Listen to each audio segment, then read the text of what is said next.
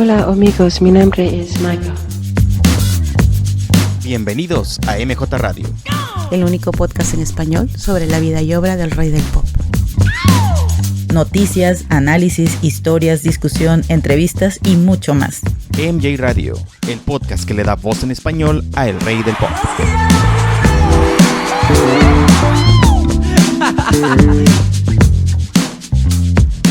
Hola, ¿qué tal? Hello, everybody. Welcome to the podcast.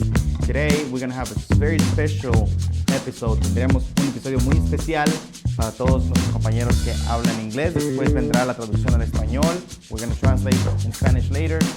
Pero por ahora, y por el cumpleaños de Michael, les tenemos este bonito episodio donde entrevistamos a Shana Mangatal. We interviewed Shana Mangatal for this special episode. She's a friend, a collaborator of Michael, and an author. She wrote the book, Michael and Me, The Untold Story of Michael Jackson's Secret Romance. Ella es autora, colaboradora y amiga de Michael Jackson. Escribió el libro de Michael y yo, La historia no contada del romance secreto de Michael Jackson. You all can find this book on Amazon, on Audible, or any platform you can find online. Pueden encontrar ese libro en inglés en Amazon y en Audible y en cualquier otra plataforma. She also was in the Ghost video, so we will talk about that as well. Y también estuvo en el video de Ghost, así es que también estaremos hablando de eso. We will be talking about this book and other personal things that Shana lived with Michael, many stories that she has. We hope that you really enjoyed this episode. Hablaremos de este libro y de muchas cosas que están en él, además de otras historias personales que tiene Shana con Michael. Y claro, habrá datos de su romance con Michael. Pongan atención, así es que esperemos que disfruten mucho este episodio. We're gonna play the video now. Nos vamos al video ahora.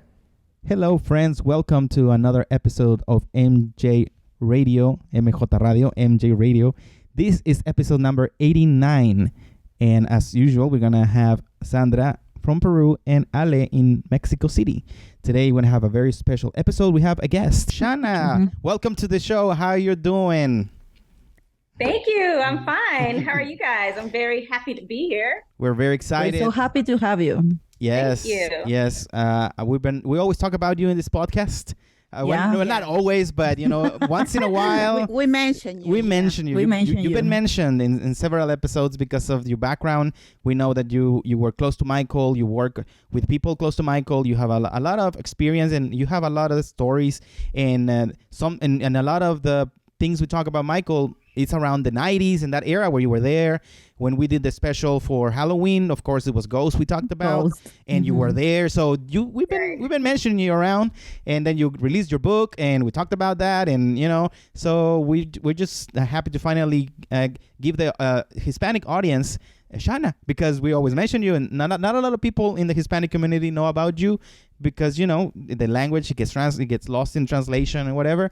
But we're happy to be the ones to bring you to the Latin community. To introduce you to our audience. Yes, I think so. I don't think any other Latin or Hispanic podcast has interviewed you, so I think we're going to be the first ones, and that's cool. That's cool to be the first. And well, welcome, and happy to have you. Thank you. So when was the book published?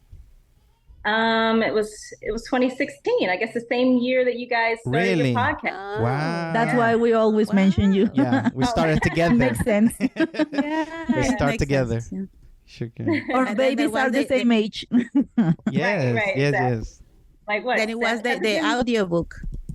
7 years ago. 7. Wow. Mm-hmm. Wow. And the audiobook? Same. I recorded the audiobook at the same time as the book was written. So they both came out at the same time. Yeah. Wow. Did you have to go to a studio to do that, or you did it at home, or how did that work out? No, it was a production.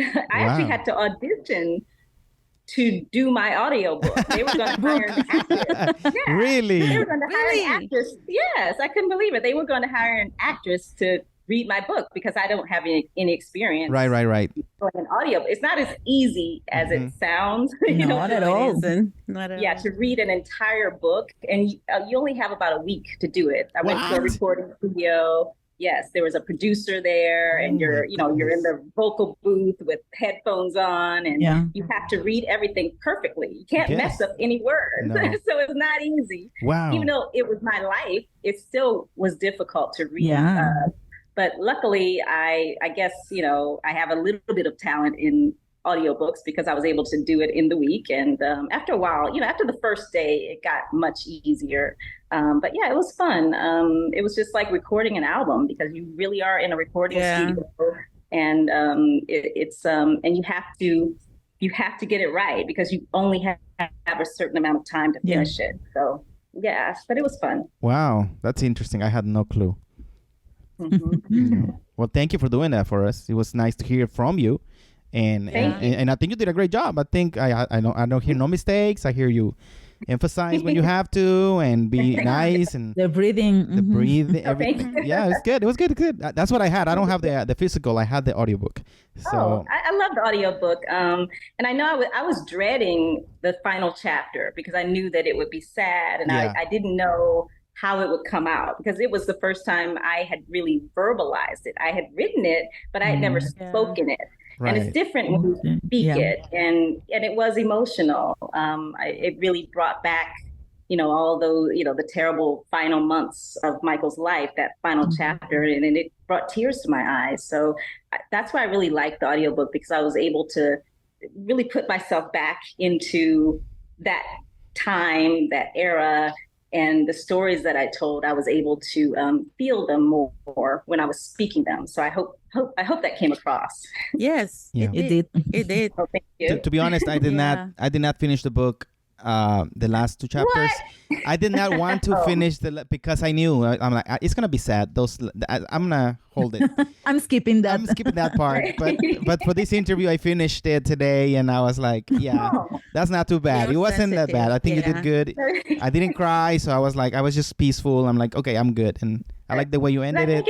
It's been a while now since Michael passed away. How long has it been? Like 13 years or something? It still hurts though. 14. 14. That's crazy. Yeah. How did time go? It's almost been 20 years. It's almost been 15 years for sure. Yeah. Yes. And when you think about it, 15 years, that's like off the wall. Off the Wall was the decade. I think of Michael's albums in decades. So like the 70s was Off the Wall. The 80s was Thriller. The 90s was Dangerous. And we've gone a whole decade of Off the Wall and half of Thriller, for the 80s. So that's 15 years. And back then, 15 years seemed like a long time. Mm-hmm. Now it just seems like yesterday. Yeah. Yeah, definitely. And I think the older you get, the faster time goes. The faster it goes. No.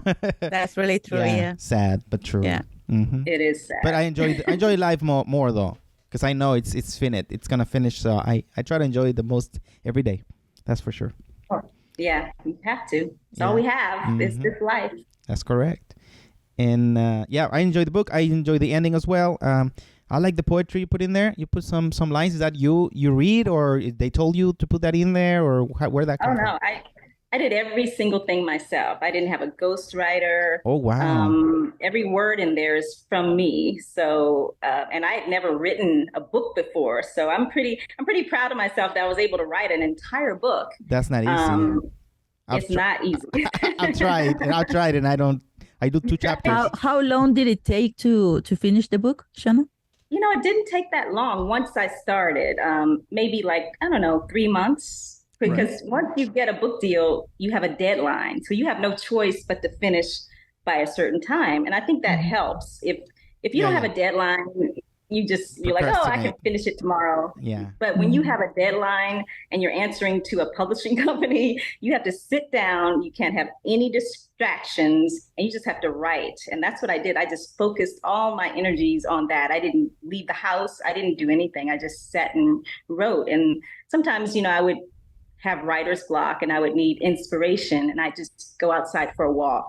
And nature always gave me inspiration on what words to write, how to express certain feelings, because I really wanted the reader to feel what I felt in those moments. That was very important to me, because those feelings were just so amazing. It it's not every day you get to experience this kind of thing. And I wanted the reader to be able to feel what I felt. So that was important to me. We felt it. So before we go back to the book, can you take us back to that time where you started working for Sandy Gallin, who was Michael's manager during the 90s?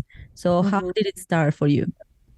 I sent my resume in. This was back when we had newsstands and magazines and things like that. There was no internet. We didn't have cell phones. You actually had to go and like look through either the newspaper or whatever for jobs. And I was looking through the Hollywood Reporter, which is like a trade magazine for the entertainment industry. And I used to go to this newsstand every day to look and see what jobs were available. And I saw this job that said music management company seeks receptionist. It didn't say what music management company or anything, but I said, well, that would be cool to work for a music management company. So I mailed in my resume.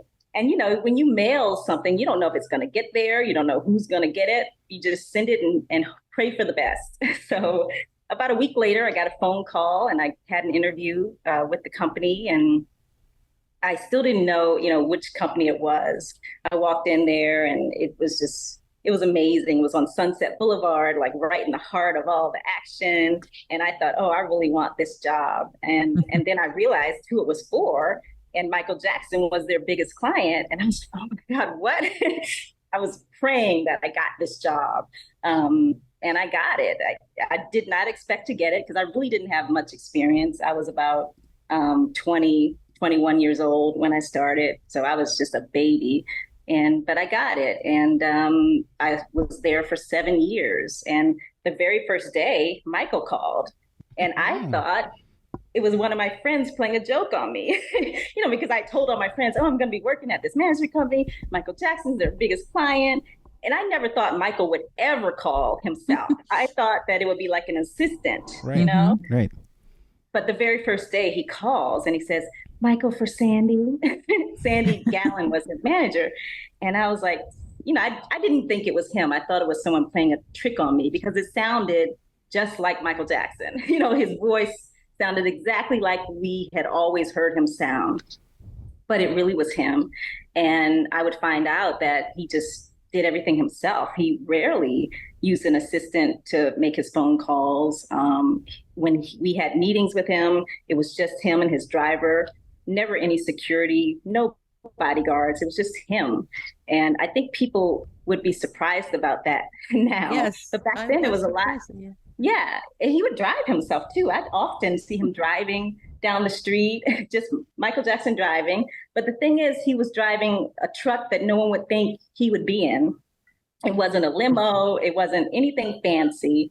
So no one would ever think, oh, there's Michael Jackson, because it was just a normal car. And it was the same as at work.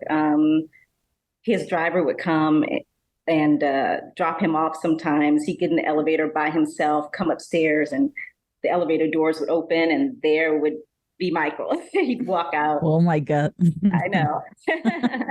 But he was so down to earth, funny, friendly, that instantly you didn't feel nervous at all. You just felt relaxed and at ease. And you felt like he was your friend because he was just that kind of person. And that's really what made me love him, and anyone who met him love him, because he was just a warm and friendly person. And he wanted to know about you. He would ask questions. And I don't know, that was very endearing, because you just don't expect someone of his caliber to even care, but he did. So he was just wonderful. It's very interesting because, you know, he always said he couldn't go anywhere without bodyguards, security, and it was very difficult for him to go to cross the street or whatever. But that was not really true. No, it wasn't true. No. Not in LA, at least, and really anywhere else. Because if he wasn't in LA, if he was in just, I don't know, Houston, Texas, no one would expect him in Houston, Texas. So people weren't going to think it was him. But he always dressed like Michael Jackson. He would have his fedora on, a surgeon's mask, red shirt, black pants every time. So it wasn't like he was in disguise. He was recognizable, but I don't know. We never had a problem. He would ride up on the elevators by himself. And the National Enquirer, which was a big gossip tabloid, they were in our building and they always had him on the cover. So I was always worried that they would run into him in the elevator, but they never did. Wow. And Michael loved the freedom. He loved being able to do things alone. And whenever he could, he did. And that was one of the things coming to our office. He'd hang out there for hours, sometimes all day, because all of his meetings were at our office. And his actual office was like just a few blocks down the street on Sunset Boulevard, but he never used his own office for meetings. It's weird. And a lot of the girls in his office had never met him. Like his assistant had never met him. I had met him being the receptionist at the management company, and his own assistant and office people had never met him. So it was interesting. Yeah, I think he liked to, always be somewhere else, so somebody else's place. And I don't know, like with the Casio, so I want to be over there. I want to see what that's like. Yeah. And not to be lonely, I guess. He liked to feel surrounded by all these other energy. He loved feeling normal. He told me this. That's why he used to go out in disguise, because people would treat him like a regular person, and he loved that. Mm-hmm. And that's another reason why he liked children, because they didn't treat him like a celebrity.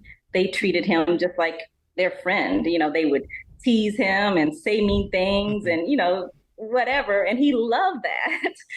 So when people talk about his love for children, that really, I think, is the main reason he liked hanging around them, because where else could he find another person who would treat him just like a regular person? Only children do that. So, yeah, that was very important to him. What year was it, Shana? Around 91, 90? Yeah, he was, when I first started, he was in the studio recording the Dangerous album. Dangerous album. Mm-hmm. Yes, so I think it was around like May 1991, sometime around then. And then Dangerous was released in November of 91. Mm-hmm. Yes. So those Sandra's birthday. Sandra's birthday. 1991? No. The exact date for Dangerous the release. Day. The day. Okay, I was going to say, oh, you're young if you were born in 91. No. No one. No. So the meetings, what they were about, we don't know exactly the Dangerous album. Yeah, what Sandy Gallin did for Michael exactly. It was about, so what does management do? Basically, managers bring to life an artist's dreams. So Michael would tell Sandy Gallin, his manager, I want to be a movie star. So Sandy would go out and reach out to producers and directors and say, look, Michael Jackson wants to be in a movie. Can we have a meeting about that? Managers just pretty much try to make things happen. Whatever the artist whatever their goals are for their careers, the manager helps them along the way. And when the Dangerous album was being made, we also, got all the songs together, and we would help Michael pick what songs would go on the Dangerous album. I'll never forget the first time I heard the Dangerous album.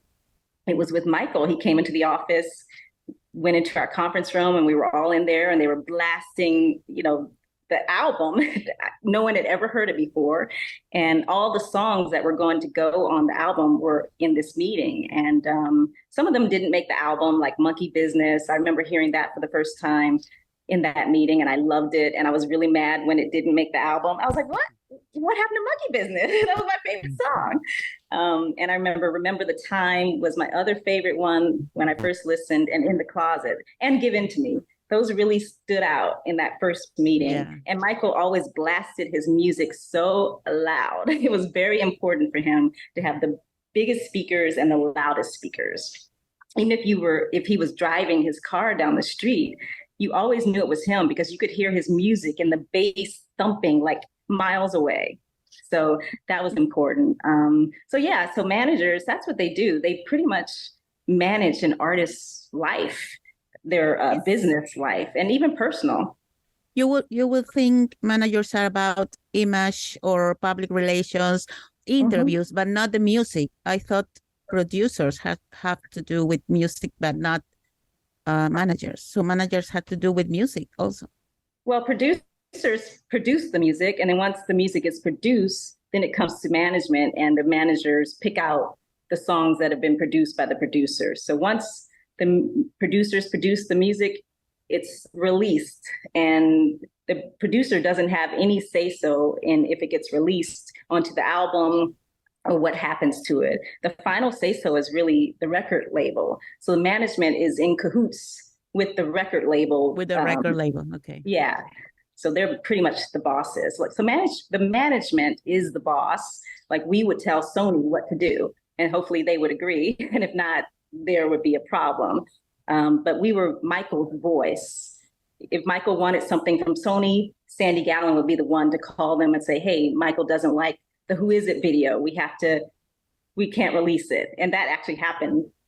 So it's that kind of thing. I love it. I love music management. I'm still doing it today. So you're still doing that today? Mm-hmm. Yeah. Cool. Michael was, many years with Frank DiLeo, and then he changed it for Sandy Gallin. Do you know how this happened? I recall Michael wasn't happy, I think, with his movie career. Michael really wanted to be a movie star, and Sandy Gallin was best friends with David Geffen. And at the time, David Geffen was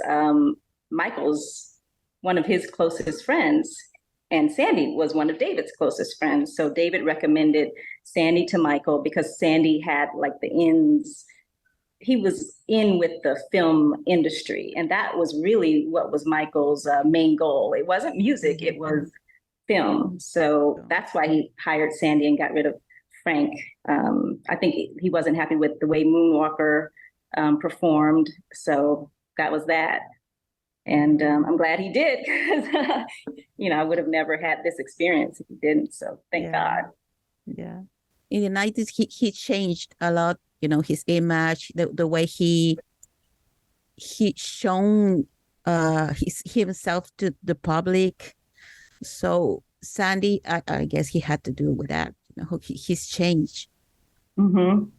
Yeah, it was the videos. Every time Michael finished a video, we would get it first. And because I was like a fan, they knew I was a fan from before. So I was always the one, because people always ask, oh, she didn't do this. How did she get his unreleased songs? And how did she get the unreleased videos? Was because I was really the only fan in the company, and really the only Black person in the whole company. So they really they treasured my opinion, because I was the audience that Michael wanted to sell to. I was young and I was a girl. So Michael really always wanted to know how I felt about things, because, Sandy Gallin, he was older, like, an old man. And so he doesn't know. I knew what we wanted to hear. So I would always see the videos as soon as they were finished. And I would get on the phone with Sony. Sandy Gallin would ask me to talk to whoever at Sony to give my opinion on each video. And so it was cool, because I had opinions, and I was afraid to tell them. Like, if there was something I didn't like, I was always afraid to say. But Sandy would encourage me, just tell the truth. And I never knew if Michael was like on the other line. You just never knew with Michael if he was listening. But I'll never forget the "You Are Not Alone" video. That was like a big one, because they were very worried about that video. Michael half naked with angel wings, and management didn't like the video, and neither did Sony. But Michael loved it. So management was trying to get them to cut out the angel wings at least, because they were like, this is going to ruin his career if fans see him like this. And so they asked me to get on the phone with Sony, to watch the video first, and then get on the phone with Sony and tell them how I felt. And I was so nervous to tell them how I really felt, because I hated it. I didn't like it. I didn't like the angel wings, and they ended up cutting out the angel wings part. I think the Angel Wings are in like the unedited or the director's cut or something, but the one that came out, those aren't in there. And Michael was fighting to keep that in. There's also a scene where Lisa Marie was topless and you could see her, and Michael wanted to keep that in. And we were like, no, you can't keep that in. That's just not cool. And so I told them they should cut that out, and they did cut that out, thankfully. And they said, you know, they really were worried that maybe he looked, and they were worried that he looked too white. And, you know, that he looked too feminine. And this is like real stuff. I know fans don't like hearing this stuff, but this is what goes on behind the scenes with management. No, even us as fans thought that, and the critics, you know. But see, fans usually don't admit it. They'll say, "Oh, I love it," and then if you say anything, you know, that's not positive, you get ripped to shreds. And I always get ripped to shreds because I'm very honest. I can't not say the truth. So, but I didn't like it because I just felt that he didn't look masculine enough. Yeah, really, he looked weird. Yeah, that's the word, because it's something's off. Like, I don't know, he doesn't look good to me. Jason, what did you think of it? Did you like it? I love Lisa. She looks awesome. Yeah, that's the only reason I like that video. She's awesome. But Michael, Michael, no. Some sections. Michael who? Michael who? Some parts. Michael on the video? Some parts he looks all right. He looks good. The hair sometimes is really well done. And then some of the times the hair looks fake, like a wig. No, and some sections no good. Some sections good. Yeah. In general, I don't watch the video. Yeah. No. Oh wow. Yeah. I felt that way too, because I like masculine Michael, like even In the Closet. I loved In the Closet. What other video? Like all the ones prior to trying to think of the other. Oh, well, Given to Me. I love the song Given to Me so much. And Michael loved the way he looked in that video. Given to Me. Yeah, and he loved the way he looked in You Are Not Alone. So, and now that we're talking about things I didn't like, I also couldn't stand the Childhood video. Childhood. Yeah. Well, he looks the same, but with clothes. No, but I had my issues with that video at the time. I didn't like it at the time. Then even later, at the time, I didn't like it. Wow. Yeah. But did you admit it at the time? Did you say that you didn't like it? Oh wow. Okay. Yes. But do you think it's too cheesy or why? Too cheesy, yeah. It's too cheesy, or is it okay? I think so. I didn't even, and that's Michael's favorite song on the album. Yeah. So I couldn't really say, I hate this song and I hate this video, because it was his favorite song. It's a great song. But yeah, I understood why he loved it, because it told his life story, and that's what he wanted people to know about him. If you read Childhood, those are his inner thoughts and who he really is. So I see why he loved the song. To me, I just felt like he didn't need to keep talking about childhood and children, especially since he had just, gone through some stuff that wasn't too pleasant. Just get off of that subject. We don't need to hear. We believe you. We believe your innocence. You don't need to keep telling us, because we already believe you. So yeah, sure. Move on. Yes, we have said that several times in this podcast, that it was okay at first, but then it was like again and again and again. Too much. Victimized things. So it was like tired. Right. So do you like, I know you talk to Michael on the phone, right? You talk to him for every day, long hours. And I want to ask you, because I know the answer on this one, but I just want to make sure. When he talked to you with articulate. I mean, I know he read a lot, so I know he has a good vocabulary.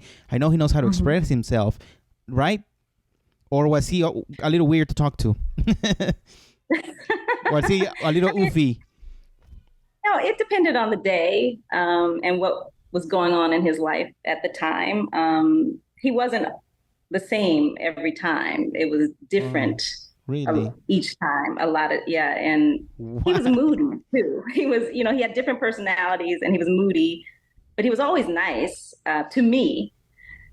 to my bosses, you know, they said he was difficult. The business side. Mm-hmm.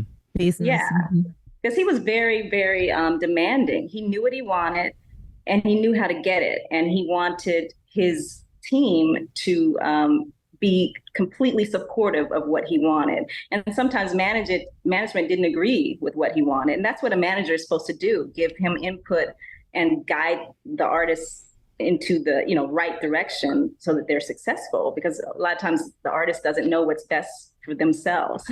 So, but if Michael had his mind set on something, he was going to get it, and management had to go along with it.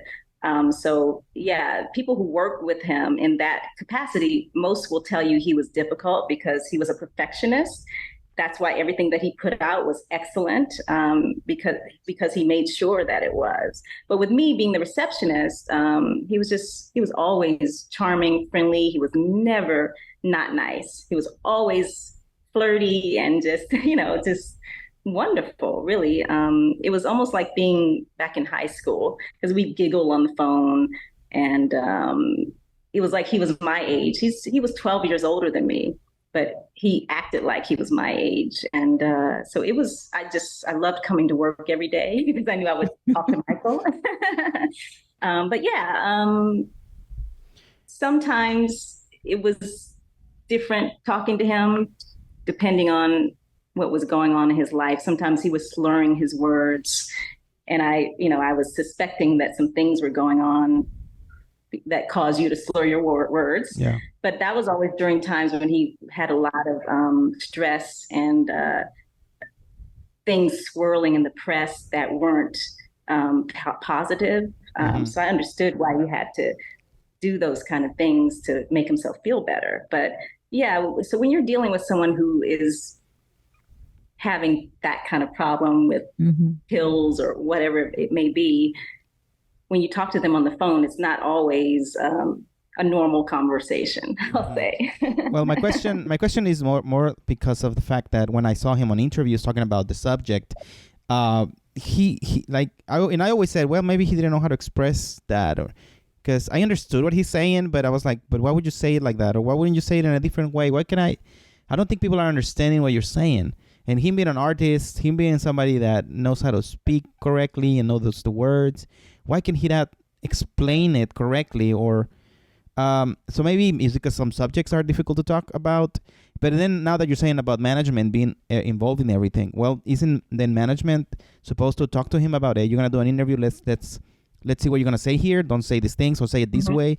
Kind of rehearse what you're gonna say, because then he goes in 60 minutes and he says some stuff, and I'm like, why, Michael?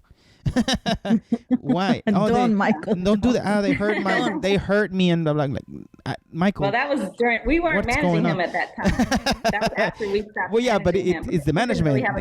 He had a management, and either they didn't care or what happened. And so many things. Well, during that time, he was really going through some difficulties with the things that I said was causing him to slur his words before. It was worse by the time the 60 Minutes interview came around, because of the terrible allegations that came at him once again.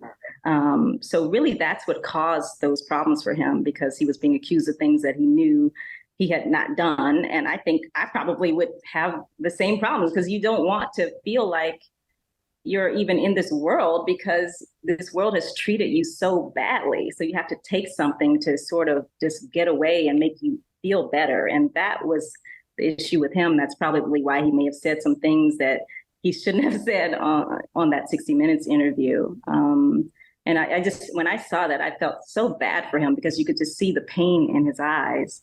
And I remember going through that exact scenario with him exactly 10 years before, in 1993, with the Jordan Chandler allegations. And to see that happening again, it was heartbreaking. Yeah. But on your Facebook page, I remember reading something you said, that all interviews were like, he knew the questions and the answers were sent beforehand. So it was never a surprise, even when he acted like it was a surprise. That's true. Tell us even more about it. I remember the first big interview that we did with him was the Oprah Winfrey interview. And she was calling like every 5 seconds. She would call and say, okay, I have another question I want to add. And so it was completely rehearsed. She didn't know what he was going to say, but we knew what the questions were going to be. And so he was prepared. And so everything that he did was always very, very rehearsed. Like whatever it was rehearsed down to like the last second. He always was prepared for everything. And that was part of his perfectionism. He made sure. And then I remember the Diane Sawyer interview with Lisa Marie. And I still have the memo here.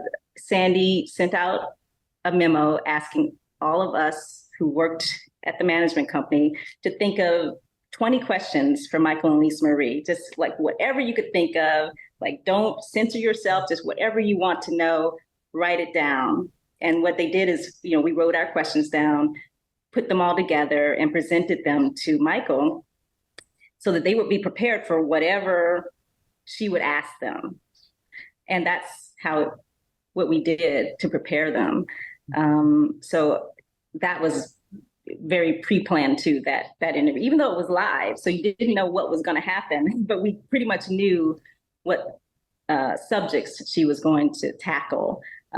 So yeah, even though they were like, oh yeah, didn't rehearse it. Of course they rehearsed, they had to light it, and they knew what subjects would be discussed. Because if Michael didn't approve of those subjects, he wasn't going to do the interview. So, but luckily most of the subjects were, it wasn't censored. Like she asked what she wanted to ask. We didn't say, oh, you can't talk about that, because she pretty much talked about everything. It's just, Michael and Lisa Marie were prepared with their answers. So that's true.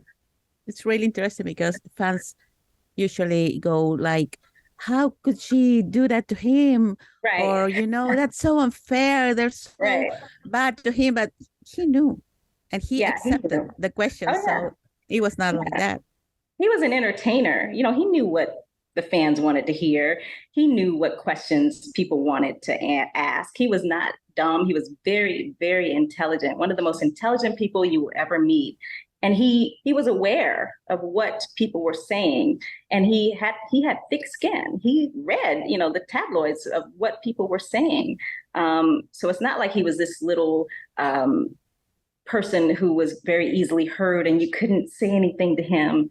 He was like, bring it on, I'm ready, and I think that's something that people, the general public, they don't know that about him. He wasn't like his image.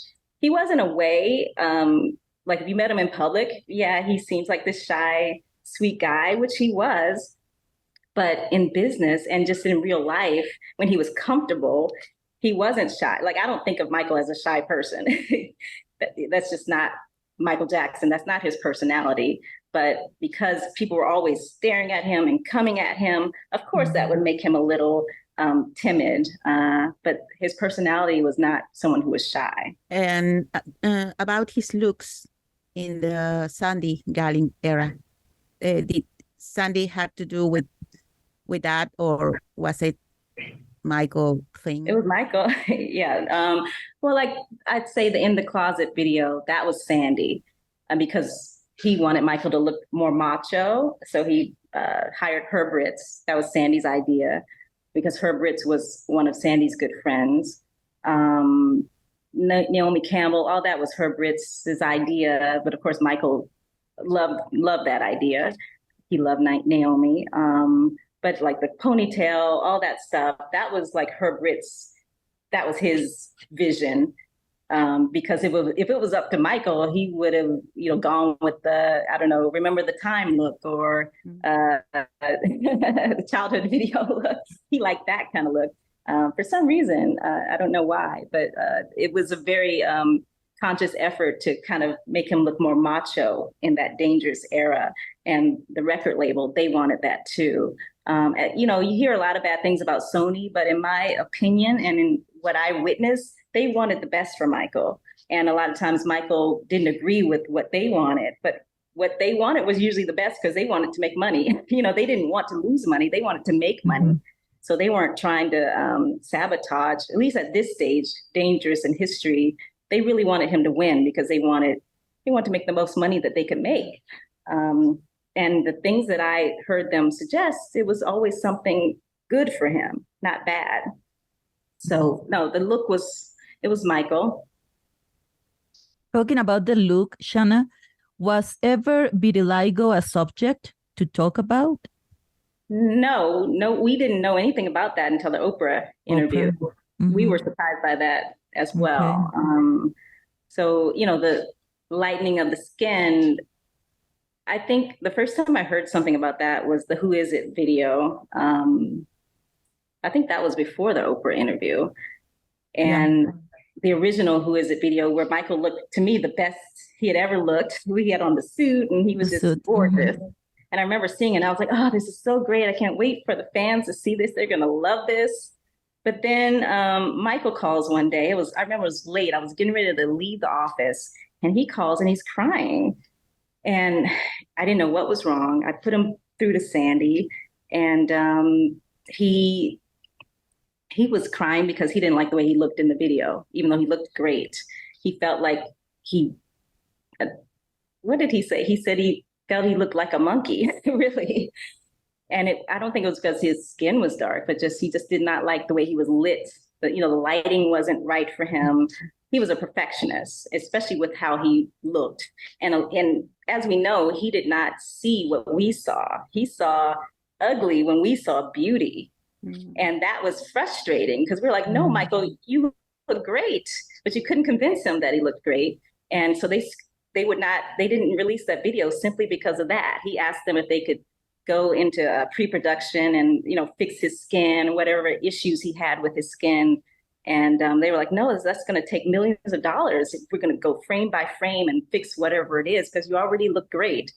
So they ended up not releasing that video in America because he was very upset with how he looked. And after the Oprah interview, when he talked about vitiligo, because I say this because nowadays people talk about those issues in public, because now we are more used to talk about some diseases or some special conditions that people can have, and you help to be aware of those conditions. But back in the day, maybe it was more difficult to talk about that stuff for him or in general. Yeah, just him in general, he was very private. So no matter what it was, he really wasn't forthcoming about anything. So, and that's why people sort of made up rumors because they didn't know anything about him. When you don't know, even with the lupus, we learned about that after he died. Yeah, so, I didn't know about lupus. We didn't know about that. And that was some things that we don't, it's like there's a lot of rumors going around too. Like after he died, you hear all this stuff, and some things still aren't true. So it's just because someone says something doesn't mean it's true. That's all I have to say. And I'm not saying lupus is not true or vitiligo is not true, but just anything. Sometimes someone will say something, and it's like, oh, okay, and they run with that as if that's the truth. But I've seen a lot of stuff that people say, and it's not true. And I know because I was there. But I think people have to be a little bit more discerning with what they believe and what they don't believe. But fans will believe what they want to believe as long as it's positive. And sometimes that's not good. I'd rather know the truth as opposed to just believing something because it sounds better and makes you feel good. So, but that's how I am. And I've gotten into trouble with that sometimes because I say the truth and the fans are like, that's not true. Okay, if you don't want to believe it, go ahead. But, So you were in Ghost. Yes. There were two versions. Two versions. Two versions. So can you tell us a little about that? Because our public probably doesn't know about that. Yeah, the first version was Is This Scary? And that was in 1993. Yeah. And it was going to be the theme song for Addams Family Values. And Stephen King was the producer. He created it with Michael. he came into our office all the time to have meetings with Michael. And it was exciting. It was going to be like $1 million short film. The cast of Addams Family, they were going to be in it. Christina Ricci, all the kids from Addams Family, they were in the short film. And it was great. I thought I died and gone to heaven. Here I am in a Michael Jackson short film, you know? And so we're filming it. And Michael came to the set first day. He was, you know, his same happy-go-lucky self. He was in a good mood. And but then, like, by the second day, I started noticing that he had changed. There was a sadness in his eyes, and I didn't know what was wrong. But it was like he wasn't all there. Like the way he was the day before wasn't the way he was the next day. And then he started calling in sick, and he just stopped showing up. And I knew something was wrong because he was very excited about this short film. And it's not like Michael to not show up. He was very professional, always on time to everything. So I knew something was wrong for him not to show up to this $1 million short film. And then I think about a week went by, and us townspeople, we shot as much as we could. The actors, we shot as much as we could without Michael. And then he came back. It was, I think it was August 17th. That was the last time that he was on set. And then, but he didn't, I remember he didn't film that day. He came to the set, but he did not film. And I thought that was strange because he was supposed to get with the dancers that day and like rehearse the dance sequence. He hadn't even recorded the song for the video, which is why they couldn't really do the dance part because he hadn't recorded the song yet. And I thought that was odd because he had dictated this song to me over the phone called Family Thing. So I knew that he had the song, he just hadn't recorded it. And so all of this was happening and I didn't know why. And it come to find out it was because the Chandler allegations were happening in the background. They just hadn't become public yet. But Michael knew about it and he was going through this as we were filming that short film. And after August 17th, that was the last time I saw him for a while. After that, everything just went crazy. It was a before and after that date. Mm-hmm, right. It was like everything changed after that. Nothing was ever the same again after August 17th. And because after that, he went on the Dangerous Tour. We thought that the Dangerous Tour was canceled. I remember we were on set and I had heard from management. I was the only one there who was connected to Michael at all. Michael and I would like whisper in each other's ears and talk. And the other actors were like, how do you know him? You know, because I didn't tell anyone I worked for his manager. They couldn't believe he was talking to me, you know, just an extra, like, why is he talking to her? But, you know, I was hearing things from the office, from my bosses about what was going on. And I had to call back. I was like, what's happening? Why isn't Michael showing up? And I actually couldn't wait to get back to the office because I knew once I got back there, I would know everything that was happening. Because I felt kind of, even though I was with Michael on set, I felt like I was out of the loop because I didn't know what was actually going on. Mm-hmm. So afterwards, you know, that's when we found out about the Chandler allegations. What was the reaction of the office? What Shock. did they do? I remember when they announced it on the news, it was on the NBC News and Channel 4 NBC News LA. And they said that, you know, coming up, there's something regarding Michael Jackson and allegations or something. And of course, none of us thought that it would be what it ended up being. I thought maybe some animals had been hurt at Neverland or something. That's what I thought. That was my initial thought. And then everyone who had a television in their office turned on the TV because they had been promoting it, like, coming up on the 5 o'clock news, you know, Michael Jackson, blah, blah, blah. And so we were all like waiting to see what it was.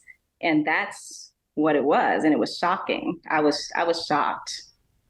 But Sandy already knew about it, right? Because usually the news would tell you like, hey, we're going to release this piece.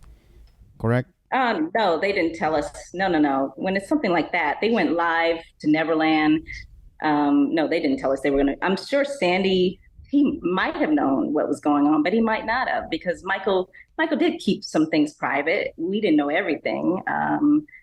I hope Sandy knew, but I didn't know, and no one else at the office knew. But wow, it was the extent of it, I'm sure, was a surprise to Sandy as well, because it was a surprise to Michael. Mm-hmm. And when Michael went on TV, saying this is not true. Mm-hmm. I remember that day. Who idea was that? It was Sandy. Well, while Michael was on the Dangerous tour that actually happened before it was canceled, there were a lot of meetings going on at our office. Elizabeth Taylor, she was sort of spearheading this team of people to help Michael through this terrible time. And so the whole time he was on that tour, there were meetings happening with like the core people who were on his team. And sometimes the meetings were at Elizabeth Taylor's house. Sometimes they were at our office. So there was a plan. We had, publicists. It was just crazy. Every day it was just calls. I remember the day that it broke on the news. The next day, because I'm at the center of it, answering all the phone calls. Anybody who spoke to Sandy Gallin had to come through me. And we had like every newscaster calling, trying to get an interview with him. People, TMZ didn't exist anymore, but Harvey Levin of TMZ, he was very, very persistent trying to get information. And we were told by the publicist what to say, because I was the first person that people would talk to. I had like a set script on what to say to people. So it was madness. It was crazy. I thought my phones were bugged, were tapped, and I think they were. I thought people were following me home, and they probably were. It was just, I was getting death threats, like really bad death threats. I don't know why me, but it was everyone involved who was in any way connected. We all were affected, and it changed my life too. Not only Michael's, but mine too. And it made me sad because I had grown to really care about him. And sometimes I'd just drive home and just cry because it was overwhelming. It was too much. And I didn't know what was going to happen. We didn't know if he was going to go to jail. We just don't know. When you hear something like that, you just think the worst. And I also didn't know if he was going to make it because he was emotionally just broken. And it was clear when I spoke to him on the phone that he wasn't doing well. So it was a scary time. Yeah. You know what is interesting, because earlier when you said that they asked for your opinion over there, because we just interviewed the ladies and we kind of talked about that kind of stuff. Like, it's important to us that you guys have a podcast, because then you're the only Black ladies talking about, or anybody talking about Michael Jackson in a podcast. There's nobody else. MJCast is white guys, and they talk it on the way they see it, In this case, that's right. Sandy Gallin. That would be him right there. And then we are Hispanic. We see it in a different way. And they're Black. They see it in a different way. And it is true. Everybody sees it from, where they're from. And Michael was very aware of that. Mm-hmm. And I think that's why he and I became friends, because he walked into the office. He looked around. He saw that I was the only Black person there. Yeah. And he knew I was a big fan, which at first, when you're young, you're embarrassed about being a big fan of somebody. I didn't want him to know that I was a huge fan. I wanted him to think I was normal. I was just like, oh, whatever, no big deal. I just work here. But yeah, but like on the first day, Jim Morey, it was Sandy Gallin and Jim Morey. They were partners. The first day Michael came in for a meeting, Jim told him that I was a big fan, and I was so embarrassed. No, that's not cool. Little did I know that helped me, because that's right. That bonded me to Michael, because he always wanted to know my opinion on things, and because he wanted people to love him, and he wanted to be friends with someone who loved him. So when you're older, you realize that, but at the time, I was just so embarrassed. But yeah, it helped, and he loved fans too. Like he really loved his fans. And I think that's why he still has such a passionate fan base, because they can feel that from him. If you meet him as a fan, or if you met him, you can feel that love. And he never would say no to a fan. If a fan asked him to do anything, he would say yes. And that's another thing about like why I don't have a lot of pictures with Michael, and a lot of fans do, because he wouldn't say no to them. But with us, management, we were told prior to, don't take any pictures. Michael doesn't want to take pictures because he really didn't like taking pictures. But if a fan asked, he would always say yes, even though he didn't want to. But we knew he didn't want to. So yeah, I think that's normal. Yeah. And even when you're in management, you have to be professional too. You're not going to be asking for a picture with one of the clients. Like I have a friend. She always says, "Don't take picture." I'm like, bro, but we're having a party. We're having fun. We have to take a picture. Come on. Like, okay, but don't publish it. Only in the chat. He's like that. And she's not famous. I mean, she just doesn't like the way she looks or whatever. And maybe Michael the same, I don't want my picture out there. Yeah. And, that's why he would wear a mask a lot of times, because he just did not want to be photographed. Because he wanted to look perfect when he was photographed. And well, so, after COVID, we thought it was because he was ahead of his time, covering himself from germs. And so who knows? Maybe it wasn't about germs. That's another rumor that was always out. Oh, he's a germaphobe. That's why he's wearing this mask. That's not true. Okay. He was not a germaphobe. All right. When he was at the office, he wasn't wearing makeup all the time. Or yes. No, in fact, one time he asked to borrow my makeup. That's a story that I tell in my book. And he was in a meeting in Sandy's office, and he actually had to film something. I think it was for MTV or something where he had to say like, "Hi, this is Michael Jackson," and pick up the Dangerous album or something. He had to like film drops, they call them, where he's promoting. It's like a one-liner, but it's on video.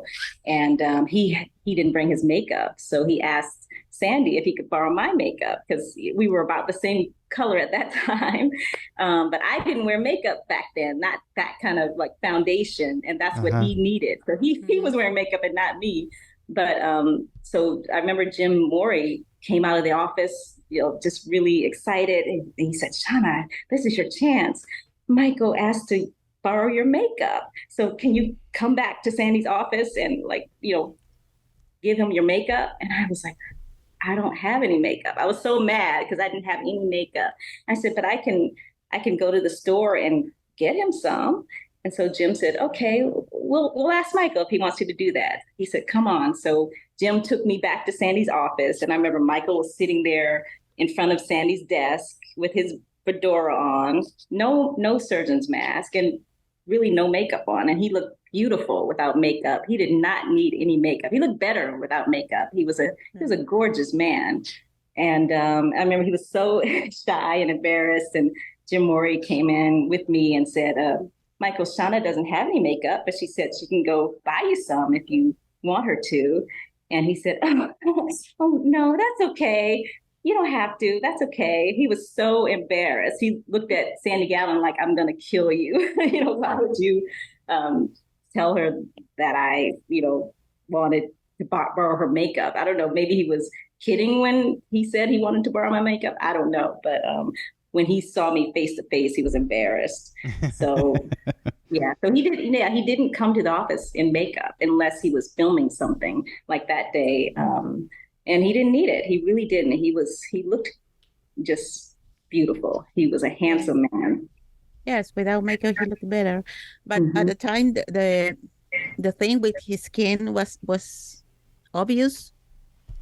No, I never saw any spots on his skin. And I think when he was going through skin things, that's when he would wear the mask, because he knew he wasn't going to be in public looking, bad. He was very, very conscious of how he looked in public. So I never saw anything on his arms. I remember when we were doing Is This Scary? Actually, it was the first time I saw his arms. He had like spots on his arms and on his hand as well.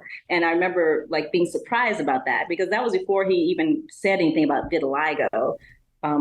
This was a couple of years, I think, or maybe a year before the Oprah interview. So he did have like spots on his arms and hands, but I never saw anything on his face. His face always looked beautiful and smooth. So Ghost, we were talking about Ghost. So that was the end of it. Mm-hmm. So tell us about the second Ghost. Wow. I remember Michael had married Lisa Marie, and I hadn't, like, during that whole marriage, I saw him maybe, I'd say twice in person. We would talk on the phone, but it wasn't like before. You know, I guess he was being respectful of his new wife, and so I felt like kind of at a distance from Michael during that whole time. But I was happy for him. I was really happy that he was with Lisa, because I really loved Lisa, and we all loved Lisa Marie. And I knew that she didn't want him for his money, so we could trust her. Yeah. But then they got divorced, and like shortly after that, he called me, and it was out of the blue because I hadn't been talking to him in that way for quite a while. And he called me one day, and he said, "Remember that short film we did back in '93 or whatever? Is this scary?" And I said, "Yeah." And he said, "Well, you know, we're going to do it again, and but all the kids, they're all grown up now, so they can't be in it. And but I really would like for you to be in it. And you're the only person that I'm calling to come back to this film that was in the original." And he said, "You know, would you do it?" He was like nervous to ask me, like stammering and almost as if I would say no. And I was like, "Are you kidding? Yes, I'll do it." And I'll never forget, he said, "You know, I want this to be scarier than thriller." And I said, "Oh my God, this is going to be amazing." And he said, "Yeah, so I'm going to have the casting people call you, and we're going to start next week." It was next week. You know, he called me, and we were on set the following week. And that's what happened. Like shortly after that, like maybe an hour later, the casting people called me. They knew my whole name. And I was thinking, wow, Michael knows my whole name, because he would have had to tell them, call Shana Mangatal, you know, at my manager's office. So I was like really excited about that.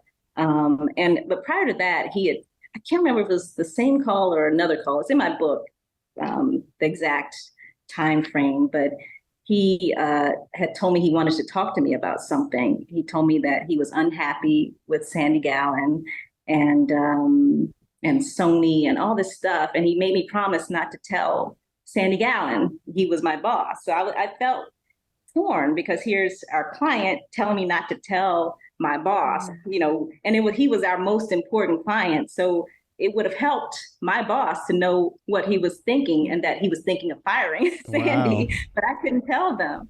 He made me promise. He said, this is just between us, okay? And I remember he asked me if anyone was listening in on the call, because he was very paranoid too, that our phones were bugged and his phones were bugged. And I said, you know, no, not that I know of. I don't think anyone's listening in. And he said, but, you know, we'll talk more about it when I see you next week. And that next week was on the set. And so, yeah, we talked about different things like Sandy and Jim, and he asked if he should trust them. He really valued my opinion, because I was there with them every day and he wasn't, and he didn't know what was going on when he wasn't there. So he was really concerned about that. And it made me feel good that he trusted my opinion and really wanted to know those sort of things from my perspective. And that is something that will always endear me to Michael, because he was so normal, and he treated me like an equal, you know, like we were equal, not like he was this big superstar. That's how I thought of him, but that's not how he thought of himself. He thought of himself as just, you know, regular guy who just happens to have some talent. And I think that's what made Michael so lovable, because when you were around him, that's how he made you feel. Like he was just one of you, you know, he was your friend, and he was on your level. He was not, when we were on the set of Ghost, he was one of us. He was an actor. He wasn't Michael Jackson, the singer. He was an actor. And he loved that, because he wanted to be a movie star. And we talked about that a lot, because he knew that I wanted to be an actress. And that's why he put me in the short film. And we would talk about that. And that was his dream, to be a movie star. And I feel really, really good that I was able to act with him and because that was his passion, and he was good at it, and we had so much fun on Ghost. So ask me anything about Ghost, because I love talking about it. And that was his favorite. It was his favorite short film too. I think that was probably the last time he really just had a great time shooting a short film, and he felt comfortable and happy. He was really happy on that set, and we just had a ball every day. Yeah, we made an episode about Ghost. We went deep on it, on the meaning of it, and we had a whole roundtable about it. It was a fun one, a long one as well. There's so much. Wow. It is a long video. We talked about everything from the release to the format to the writing, the acting, everything. So yeah, that's a good episode. And it's there a lot was to say. This video that you shared when he is super angry. Yeah, it's how was quite a shock. That yeah, I was there that day when he did that. I remember it was late at night, and that was like the last thing they did that night. And that was, Is This Scary? I think that wasn't Ghost. That was Is This Scary? Yeah, and that was probably the last day that he was there before he started calling in sick. And that was a buildup of what was going on in his real life that we didn't know about, but he knew. And he was just frustrated with people accusing him of things. And it was really strange that it was art imitating life, because that video or short film was exactly what was happening in his real life. I don't know how that happened, but it did. And I remember when the first time I heard from him after he sort of disappeared on the Dangerous tour, after the allegations came out, the Chandler allegations in '93, and he was on the Dangerous tour, and then they canceled the tour because he went into drug rehab. And then I remember he called me before they canceled the tour. It was while the Dangerous tour was still going on, but it was the first time I had talked to him since we had been on the set, and it was the first time that I talked to him since the allegations became public. And I was so happy to hear his voice, because I really thought I would never hear from him again. I thought he was just going to go into hiding and we would just not hear from him again.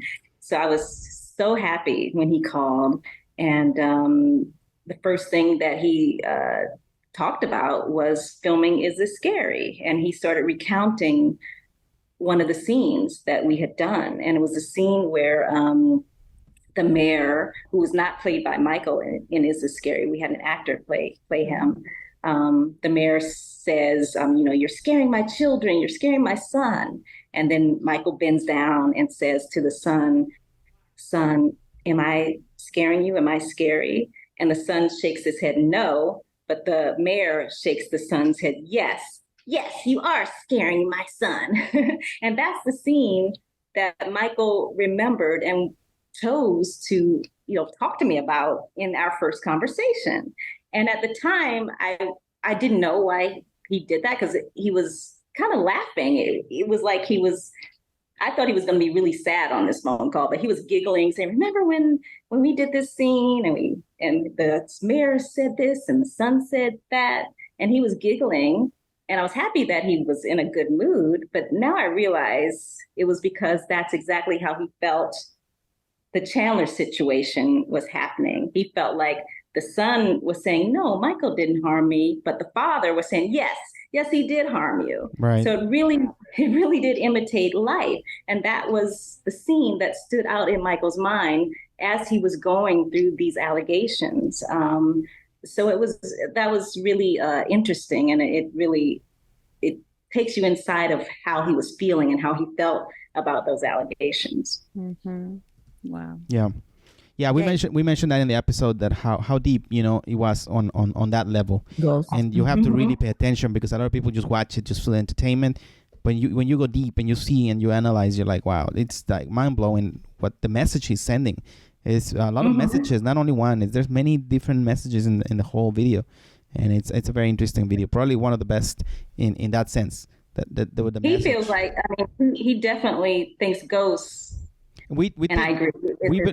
We believe that it deserves better, the video. I think we deserve it needs to be done HD, released worldwide, used every Halloween. That one more than Thriller. But hey, you know, whatever. That was his plan. You know, that was Michael's up until the day he passed away. He had plans for Ghost to be released on Halloween. And John Branca, you know, just a few years ago, I saw him at the Ghost screening that they had at Mann's Chinese Theater. Mm-hmm. And he told me that they were going to release it in 3D. But then Leaving Neverland came out. So that kind of, you know, erased that. So I was like, man, it would have been amazing to see that. So there were plans, and maybe there still will be, but we'll see. Yeah. Hopefully it happens in my lifetime. I hope so too. I hope it happens in my lifetime.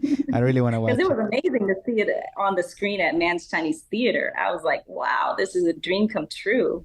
And the audience was screaming, and that's how Michael wanted it to be seen. So I was crying through the whole thing because I knew that this was what Michael wanted. So because Ghost was his baby. How does it feel to see yourself in the big screen? It was amazing because, you know, I was a child back then. Well, yeah, it's not the same anymore. Yeah, it was like, 25 years later. Wow. So it kind of took me back. It was very emotional. I was crying like a baby because it made me remember, you know, filming it. And that was like the best month of my life. Even 25 years later, that was still like the best era of my life. Everything was exciting. Everything was fun. My dreams were coming true. And, you know, you just didn't know and when you're young, you don't know what tomorrow is going to bring, and you have hope, and you think, wow, you know, so much is possible because I have my whole life ahead of me. And here's Michael Jackson, like the man that I, you know, love. He's right here.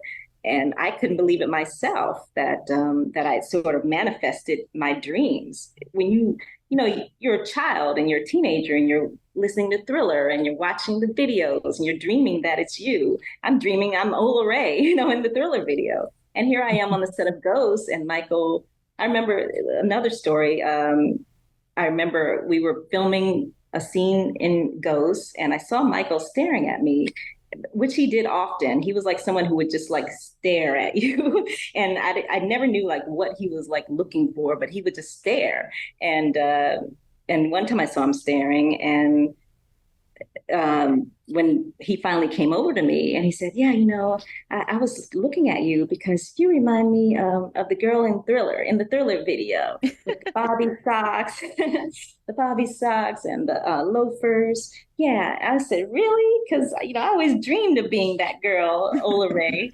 And I told him the story about how I still remembered the Thriller short film premiering on MTV, and I ran home from school so that I could get home in time to watch the premiere, which I think was at 3 p.m. on MTV. I'll never forget it. And I said, yeah, and I watched that thing over and over again, and I dreamed that I was the girl in the Thriller video. And he said, really? He said, well, you could have been in it because, you know, you have the same look. And I said, well, I was about 13, so I probably would have been too young. But he said that, and it just made me think, like, wow, you just never know what life is going to bring you. You know, because when I was 13 watching that, I would have never thought I would be there with Michael on another short film that he was, you know, wanted to be better than Thriller and as scary as Thriller. And that was like making a movie, because that was like a 45-minute short film. Yeah. And it took us a month to film. So it was like filming a movie with him. And it was a dream come true. A month. Wow. A month with Michael every day for like 12 hours a day. And that bonds you. It really bonds you. I've seen the mean fans are like, oh, she didn't know Michael, or she only met him once, or whatever. But they don't understand, aside from my time with him at the management company, where I was talking to him every day and he's coming in for meetings and all this, just that, if that didn't even happen, just the fact that I did the short film and we were there for a month together, day in and day out, hours and hours, that bonds you to a person.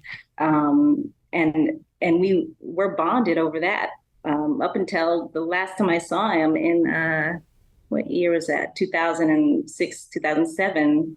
He was still talking about ghosts and all the fun that we had on the set. So that was a happy memory for him, and it is what bonded us. That's so cool that you were able to be a part of that one memory for him that he liked. Yeah. Cool. Why was he not happy with Sandy Gallin? Because of the movies he couldn't? No, it wasn't that. It was Sony. He felt like Sandy was sort of in cahoots with Sony to, I don't know, steal his catalog, I guess. I think that's what it was at the time. And then there was a whole thing with I think the thing that started it with his distrust of Sandy was the whole they don't care about us, Jewish slur that he said in they don't care about us, and kick me, kike me, they don't, whatever. The Jewish community, they were very upset about that. And we didn't have canceling back then, but they were trying to cancel Michael for saying that. And he did not mean it in a bad way, because all of his team, they were all Jewish. So that was silly for anyone to think that he meant anything bad with that. He was putting himself in the place of someone receiving, these kind of nasty words. He wasn't the one saying it. That is too obvious. I mean, come on. It's just stupid. Right. Did you not read the lyrics? Come on. Exactly. It was... But it was a big deal. And David Geffen was one of his best friends, was Sandy's best friend, and he was Michael's friend at the time. And he was dealing, and Jeffrey Katzenberg, Steven Spielberg, all those people were Michael's friends at the time. But after this happened, they all sort of abandoned him. And Michael felt like Sandy wasn't sticking up for him like he wanted him to. He wanted Sandy to go back to Steven Spielberg and David Geffen and be on Michael's side and not their side. And that's where it started, because he stopped trusting Sandy at that point. He didn't feel supported. Yeah, I wouldn't either. Yeah, because that was just ridiculous. And I remember speaking of that, on the set of Ghosts, at the end of They Don't Care About Us, where he does the sign language, and no one really knew what he was saying with the sign language at the end. Something.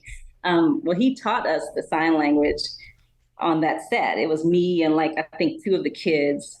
I said, "What does it mean? What does the sign language mean?" And he said, "Oh, it's something really bad." I said, "What?" Because he had taught the kids this sign language, the kids. And I said, "Well, what does it mean?" And he said, I'm not going to tell you. I said, "What is it? You have to tell me. Come on." And he said, "It means F you." And here he had taught the kids how to sign F you. And he told the kids, "Do not tell anybody that I taught you this or what it means." So he made them promise not to tell. But that's that's the real Michael. Like he was bad. He was not like this sweet, innocent guy that you think he is. He was on the set teaching kids how to say F you.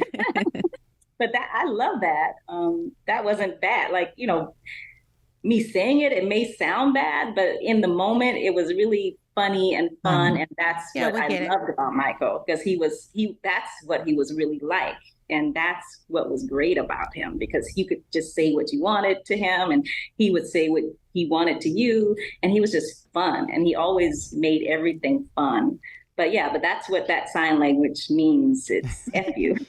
It's like when I teach, I say I tell my daughter to say something like that. And don't do that. This a kid's not supposed to swear. Right. It's just fun. She's not gonna. Don't say that again. I'm just kidding. We're just kidding. Don't learn that, baby. Okay, don't learn it. It's just like that, It's just normal, I guess. Yeah. Michael didn't like rules. He felt like kids should be the in charge of things, which I didn't agree with, because they could get rowdy.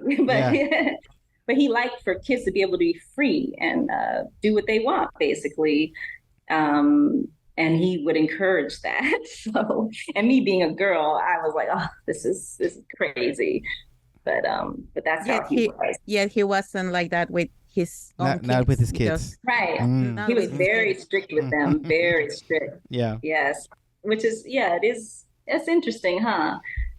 Once you have your own kids, it's different. Exactly. Like your parents says, until you have your own children, right? Then you will know.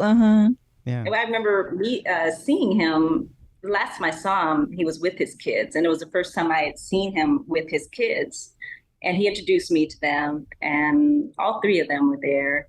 And I was looking, I was like, I cannot believe Michael is a father. Like, you don't know how like far-fetched that was. Because I'm like, you're a kid yourself. You know, how are you a father? It was really strange to see him in that capacity. Because you know, I was used to like the prank joke kid himself, Michael, not a father. Right. So yeah, that was an interesting dynamic to see, and I'm glad I was able to see it before he passed away, because it was a whole different Michael, you know. Yeah, well, I feel like that sometimes, you know. I have the kids, and I'm like, I'm a father. I mean, I can't believe it either. You can't believe it. Yeah. And then I think about that, like, how do people see me, my friends, and how do they see me? Do they think like you think, like, look at Jason? Because, you know, I known them for 20 years. So I'm like, look at Jason with 2 kids now. I don't know. Maybe they think that. I don't know. They never say it to me, but. That's interesting to know. Because I did wonder, like, even with Michael, I wondered if I felt like he felt that way. Because when we were talking about ghosts and we were laughing, and it just sent us right back to 10 years before when we were on the set of Ghosts. And he was still that same Michael. Right. But he had to be like a father, you know, when his kids were around. Right.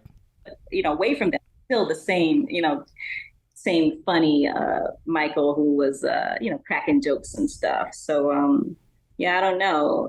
It was interesting. I'm glad I was able to get it. And the kids were so polite, and they were just wonderful, so friendly, so polite. So he did a great job raising them. Mm-hmm. Yeah, the only thing that normalizes it for me is that my friends are also now fathers and mothers. And then when we are together, then we talk about father and mother stuff, and that normalizes it. But I still sometimes do feel a little weird. Yeah, I bet. Yeah. Sandra and Alejandra, are you guys parents? Sandra is 1. My child is 19. Wow. He's not a child anymore. No. Not Is a your child like Michael Jackson? Is your child a fan of Michael's? Well, he knows everything about Michael. And he loves him, but he's not that a hardcore fan now. He's just a normal fan. Okay. Yeah. Casual. Ale don't have kids, but she has pets. She has dogs. I have dogs. Yeah. I love dogs. Yeah. I'm an animal lover, but mainly dogs. I'm obsessed with. I don't have a dog, but I love them. Yeah. And I have Michael actually didn't like dogs. He didn't like it. That was something that I was shocked about. So I thought, it's crazy, right? Yeah. He didn't like dogs. She can have she can have a snake, but not a dog. But not a dog. Come on. Yeah. That's opposite. And at Neverland, he would like, you know, there was like a lion's cage, and he would rattle the cage so that it would, rah! You know, when he liked to scare people. Yeah. And it did scare people because, yeah. But that, you know, he was always just a prankster and mischievous. He was like a 12-year-old boy himself. The way he acted, he was just, you know, rambunctious and liked playing games. And he loved video games, and so that was the real Michael. I remember it was weird. I remember after Ghosts, he did World Music Awards, and it was where he performed. Was it not Lady Earth Song? Yes, exactly. I remember watching that, and this was after I just spent a month with him, and I was like, "What is he doing?" Like that's not Michael, because he was like, "Oh, you know, just he was Michael Jackson, King of Pop." On there, and that wasn't the person that I had grown to know. It was like a whole different person, and it just didn't seem real anymore. Before that, I was believing it, but after I spent that time with him, I was like, I just can't believe this anymore. It's like when you know a magician and you go behind the curtain and you see what's really going on, you can't unsee that. So you can never believe it again. Yeah. And ironically, the last time I saw Michael, I was David Copperfield's assistant magician, and Michael loved magic. He was like a magic fanatic. He knew all of David's tricks. He was telling me like the different tricks because he had seen David Copperfield before I started working for him. And he was telling me some of the tricks that he had seen before. So Michael was a magician himself. That's what some people don't realize that. But if you think of him in that way, then you start to understand the difference between the real Michael and the public Michael. The public Michael was the king of pop, but the real Michael was just Michael. You know, I just couldn't even wrap my head around it anymore, and it was weird because, you know, I used to be a fan prior to this time as a teen. I was like, oh, Michael, you know, I was just excited to see him and I believed in everything. But after that, I just could no longer see him the same way anymore. And it kind of made me sad because before that, you know, I enjoyed being a fan and being wowed by Michael, even David Copperfield too. I was a fan of David Copperfield because I love magic too. And even now I can't watch David Copperfield and look at it in the same way. And so it was kind of, it's kind of sad when you realize that you no longer are able to be amazed and see the magic like you once did. And you can never go back to it. Right. Yeah, it's like when you know that Santa Claus doesn't exist. Doesn't exist? That's What? super sad. Don't say that. Don't say that. Sorry. You have no heart. Cut that off. I'm editing that out. That's what I loved about your book, because when you published it, people were like very critical, and the fans were like, "Oh, this is fan fiction. Oh, this is just lies."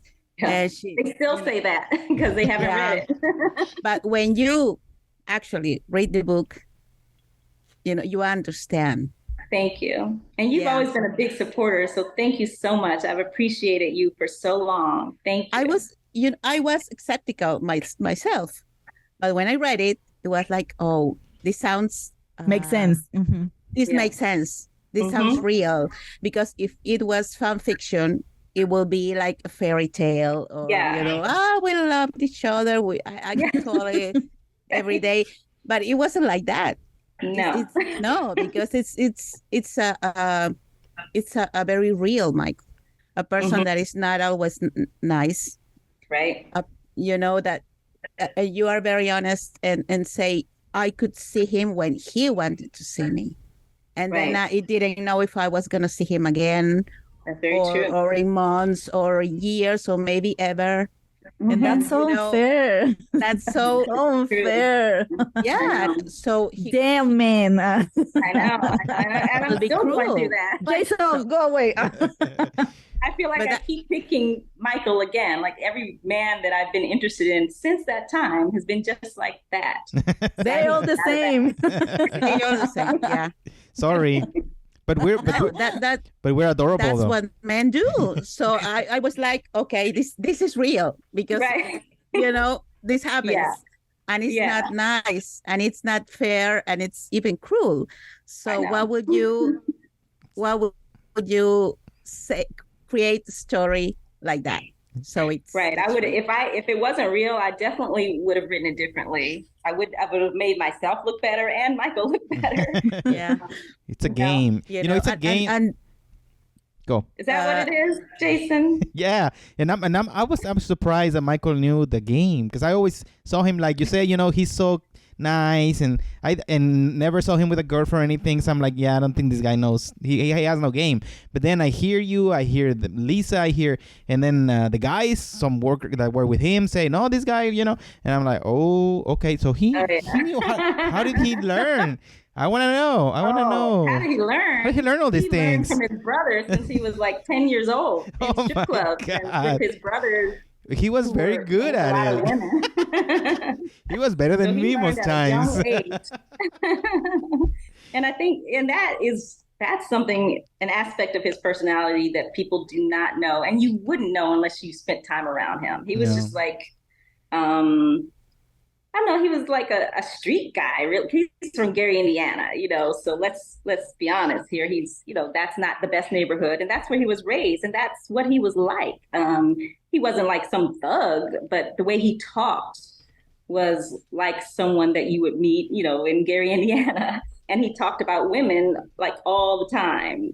Like there was no question when people say, oh, he's gay or whatever. No, like if you spend 5 minutes with him, you would know that he wasn't, because he talked about women like all the time, even with me. I remember one time we were talking about I don't know if you guys had it in your country, but back in the day, they were like playing cards. And on the card, there would be like a woman with a bathing suit on. But then like you shake it or something and the bathing suit comes off and then the woman is naked. Oh my God. We didn't have that. For some, you didn't have that? I think it was cards. It was something like that. And Michael remembered it. And we talked about that. I was like, oh my God, I can't believe you remember that. But what did he say? What did he say about it? It was something, it's in my book, exactly the conversation, but we were talking about something. And then he said, remember those cards and my father used to always, so he blamed his father a lot for showing him this kind of stuff. He always blamed others. I would too. Yeah. They told me. Right. Yeah. He probably would have told out the door, right? But yeah, he's remember those cards, and the lady would have a bathing suit on, and then you do something, and then the bathing suit comes off. And I said, yeah, I actually do remember that. But that's the kind of stuff. So he was very visual. Oh yes, yes. He loved that kind of stuff, and he loved dirty jokes. He was telling dirty jokes all the time, and that's, you think you love Michael because he's innocent and sweet and the image that you see. But in reality, when you get to know him, you love him because of who he really is. He was a funny guy. He was down to earth, and he was very flirtatious. He was impossible not to love. Mm-hmm. But it wasn't because of that image that you guys saw. It was because of who he really was. And I've always wished that he would just show the real him to the public, and he would have had it a lot easier because people wouldn't have thought he was weird. Yeah. They would have seen that he was a real guy. But for some reason, he did not want people to see the real him. And I guess that came from his insecurities, which is a whole nother story. But yeah, the real him was better than the public him. But wouldn't Sandy tell him, this Peter Pan thing is not working anymore, or, it makes you look weird? Yeah, Sandy and the record label, they wanted him to be normal in the public, but Michael didn't want that. And, Michael had the final say with everything. So it never happened. But I think towards when I saw him at Neverland in 2003, which was right before the Arvizo allegations happened, he had a birthday. I think it was his 45th birthday party. And that's in at that time, he was really trying to bring the public into Neverland more. He was getting out more. I remember around that same time, he called me from a party where he was, that Puff Daddy was throwing in Beverly Hills. And he called me because someone that I knew, a publicist, knew that I knew Michael, and I guess called me on the phone, and he had told Michael, Shana's on the phone. And he said that Michael snatched the phone from him and immediately got on the phone. And I heard all this music in the background. And I'm like, where are you? He was like, I'm at this party and I can't hear you too well because the music is loud. And I was thinking, wow, Michael's out at a party, and that was what he wanted to do from that point on. He was planning on being, more in public, more normal, more himself. And I was really happy about that. And then the Arvizo allegations happened and it was over. That was it. Yeah. But his plans were to be more public and normal. That would have been great. But this wasn't meant to be, I guess. So Shana, you were telling us that after you got to know the real Michael and to be so close to him, how would you say that your feelings evolved for him? How did you were feeling about him? You started as a fan and then you get close to him, and how did your feelings evolve for him? That's a good question. It was an emotional roller coaster with him. In the beginning, I was just like, oh, I just love him so much. And that was when he was still sort of at a distance, but close. But, like the flirtation stage, I was just so in love with him because he was very flirtatious and just made you feel special and beautiful. As I said, he would always stare at me. When we were on the set of Ghosts, whenever the hairdresser would come on the set, they'd always like straighten out my hair and make sure my hair was, not frizzy. Like before every scene, that's the hairdresser would come and do that. And he would be standing next to me and he would just stare as they were doing my hair. Or if they would come and touch up my makeup, he would stare. And it just made me feel like, wow, I felt admired by him. The way he looked at me, it just made me feel good. And at that point, no man had ever done that because I was like completely innocent, no experience with any men at all. Like even dating, I never dated before that. And so he just made me feel beautiful, really. And so that made me just love him. But then, after that, after the Ghost period ended and, the Debbie Road thing happened, my feelings changed, and it wasn't as I wasn't as I don't know, awestruck, I guess, as I once was. I could like see more clearly, and I wasn't happy anymore with him or the situation. And I kind of, I lost a little bit of respect for him when he did that, because it was just kind of out of the blue. And, I was a girl in love with him, and then he disappears. The next thing I know, someone's pregnant and he's marrying somebody. And I had met Debbie on the set. She was the nurse of Arnie Klein. Arnie Klein and Debbie would come to the set quite a lot. So I'd met her, and I just thought of her as Arnold's, Dr. Klein's nurse, not Michael's wife and mother of his child. So that kind of threw me for a loop. And then I remember he flew me to Hawaii for the history tour, which wasn't that long after we shot Ghosts. And I was excited. I was like, oh, I get to see Michael again. And this was after, I think it was after the Debbie Road thing, but I don't think Prince had been born yet. This was, January 1997. And I went to Hawaii, and I thought I was going to see him, and he refused to see me. He flew me out there, paid for the hotel. I went to the show, and I remember sitting at that show, and all the fans were screaming. And before, I would be like so excited and screaming too. But at that history concert in Hawaii, I was not screaming. I was sitting there mad. He came on stage, and that was the point where I could not see him anymore as the King of Pop. I just felt like, why are all these people screaming for this man? For this guy? They don't know this guy. They don't know. Really they don't know the truth. Yeah. If only they knew. Yeah, I don't know. It's like, how, like, let's say, Jason, you get on stage and suddenly all these people are screaming. And we're like, that's just Jason. We know the truth, Jason. Come on. Get down. That's how I felt, Right. And you just can't know what that feels like unless you're in that situation. Because I never would have thought that I would feel that way about Michael Jackson, where I couldn't see the magic anymore. But that was when I had the epiphany where like everything had changed. And I didn't even realize it had changed until that moment, seeing him on stage, because I hadn't seen a concert of his since all that had gone down, until that moment. And the magic was gone. And I felt like he was like just sort of phoning in that show. He didn't seem like he was into it. Like I could see those things now. I'm like, oh, Michael's not into this show. But before, you're just like, oh, this is so great. But I felt like it wasn't that great. Whereas like the Bad tour, in the 80s, like everything he did, like if he moved his hand, it was great. It was just exciting and amazing. But suddenly I could see differently. It was a different perspective.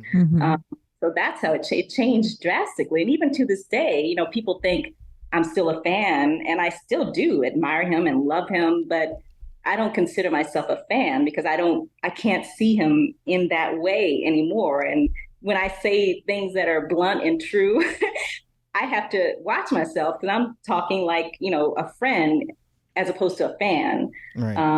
And so, and fans don't like when you tell the truth, but it's my truth. It's how I feel. It doesn't mean that it's how everybody feels who knows him. That's just my experience. But in the end, you know, I love him, and no matter what, I'll always love him because he was just an amazing person and an amazing man. So no matter what, yeah, he's always going to be loved by me, and I'll always support him.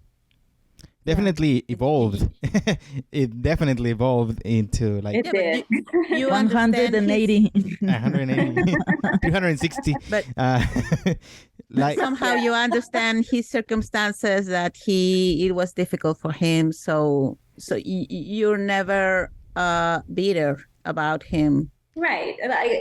For me, I always try to understand people. Like if someone does something that I don't like, but that I love, if I love the person, then I'm going to try to understand why they act a certain way or why they did a certain thing. And I'm not just going to be like, oh, I can't stand them now, and I don't, whatever. I'll always love them, and I will try to, you know, understand them better and dive deep into their psyche and figure out what makes them do the things they do. And that's what I did with Michael. I really, I just wanted to analyze what was making him do the things that he did, that is some things that, you know, killed him. You know, a lot of things that he did in his life, they weren't the best choices for him, but there's a reason for all of that. You know, his childhood, his father, his fame at an early age, that affected him. You know, he was 10 or 11 and he was famous. Can you imagine what that's like? And he was famous for the rest of his life, people screaming at him, wanting him. And he was the golden child of the family. He was the breadwinner for all of his family. He was supporting everybody. That's a lot of stress, you know. And for him to still be this sweet, down-to-earth guy, you know, when I was dealing with him, he was like in his 30s, basically. And even at that point, he was still just so nice, so polite, so wonderful. So that's a tribute to who he was as a person. He was strong, and his parents really did raise him well, because he kept those core values that they raised him with. He kept that throughout his life. He was polite. He was a gentleman, you know, he was sweet, he was kind, all of that. Of course, he wasn't perfect. He was a man, which a lot of people forget. He was a man. And men, as we know, are not perfect ever. At all. What do you mean? No. Yeah, so you're right. I just tried to understand who he was. And so that's how I'm able to just love him unconditionally and support him, and because I know why he did the things that he did, and you know, and the public will never know because they don't really know the real him. Right. Another thing that I like about your book is, and that makes sense a lot, is this thing that he had to separate things in his life, like that if he was going to be with you, nobody else was there, and you didn't know about this. And these other people didn't have any idea of these other people that he was seeing in any way, you know. So why do you think he was like that? It was a way to protect himself. Yeah, he was, he compartmentalized his friends, his business, his everything. Everybody was in their box, and everyone had their certain place in his life. And most people, they might have known about each other, but they were actually not allowed to talk to each other. Like if he knew that I was friends with someone in his office, he would make sure that I was not talking to that person. We would have to like sneak, because I was friends with some people in his office, and we would sneak and be friends, but he couldn't know about it because he would get mad if we, were talking. He hated for people to talk about him who knew each other. Right. So like, his staff members were not allowed to talk to like other people. Like at Neverland, his housekeepers were not allowed to talk to the visitors. And I think that just had to do with him wanting to control his image and what people say about him and what people are talking about. I really think that's what it is. He didn't want people gossiping about him, and who would? And that's why a lot of people don't know about certain people, or everyone encountered a different Michael. Some people are like, oh, he was so sweet and he didn't cuss or he didn't do that. And then you talk to someone else, oh, he cussed like a sailor. He was someone different to everybody, which was intriguing. It was very intriguing. Yes, because you never knew like who the real Michael was, and I love that. That's what I mean. That every person has a different version of Michael. I do that a lot. That's why I understand Michael. I do it all the time. Like, oh, really? What are your two personalities, or how many personalities do you have? All of them. I have my personal friends, my family, my wife's family, this podcast. These ladies don't know me. I told them, you don't know me. They don't know the real me. Like in my work people, I'm different over there. The one with the mustache. The one with the mustache right now is a different. It's a matter, like you just said. It's I control your image. I want to be this way with these people because I trust them more. With these people, I want to be more serious because I'm working, and it's just controlling your image and making sure that you're all right. But that's stressing. No. Yeah, you would think. No, you could just do it. Remember, I do it all the time. You have to remember who you are with every person. It's like, okay, with that one I was nice, Shana, but with that one I'm mean, Shana. This one I'm wild, Shana. You have to keep remembering who you are to every person. Yeah, it's stressful. Well, I do. I'm okay. I do it all the time. No problem. I have no issues, and I also don't like when they interact with each other either. So yeah, I understand that. Don't talk about me. Don't. Right. You don't want two women talking about you. No, imagine that. No. What you don't know is that Sandra and I have a different chat to talk about. You probably do. Yeah. That Jason. Yeah. But that was earlier though. That I used to do that a lot when I was much younger. But as I grew older, I'm getting to like not care anymore, and I'm trying to be much of the same to everybody. But that comes with age, I think. So it really does. It is a little immature as well, I think. And being comfortable with yourself and who you are. Yeah, I think so. Yeah. I like accepting. Michael was getting that way too, which was beautiful to see. It's just sad that, it was cut short, but he was maturing and evolving himself. And I think he would have eventually been the person that we wanted him to be, that he couldn't see that's who we just wanted him to be himself. He didn't need all this other stuff because the real him was beautiful. And I think he was starting to realize that in the end. We'll never know. Yeah, but around 2000, he had a bad moment. He was acting. He was wild. He was wild. Yeah. And you say 2001 right here. 2001.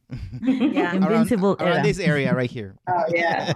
Yeah, I did not like that era. I didn't like the Invincible era. And you had a bad experience with him. Yeah. So was it had to do with the people that was around him because he was wild all the time? I don't think it was the people. I just think that his addictions came back, and they came back strong. And it was bad, really bad. And when I saw him at Neverland, are you talking about the Neverland incident? Yeah. He looked really good. I'll say that. Like he was back to, he looked really good at that Neverland event, the 45th birthday party. But he was acting, he was acting wild. And he wasn't completely sober, I'll say. And I think that's what got him into a lot of trouble eventually, those problems. If he had gotten that under control, I think things would have been different for him. It caused his judgment to be bad. Not that he did anything bad like they said he did, but his judgment, like he shouldn't have been hanging around the Orbizos in the first place. You know, that judgment was not good.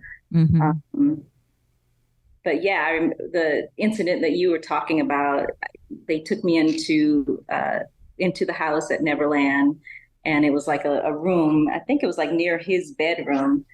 It was like a library or something. There were books, and he was standing there. I think he was with Frank Cassio, actually.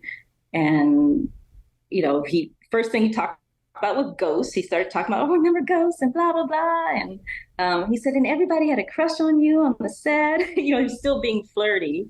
And then he said, he accused me of being with his assistant House.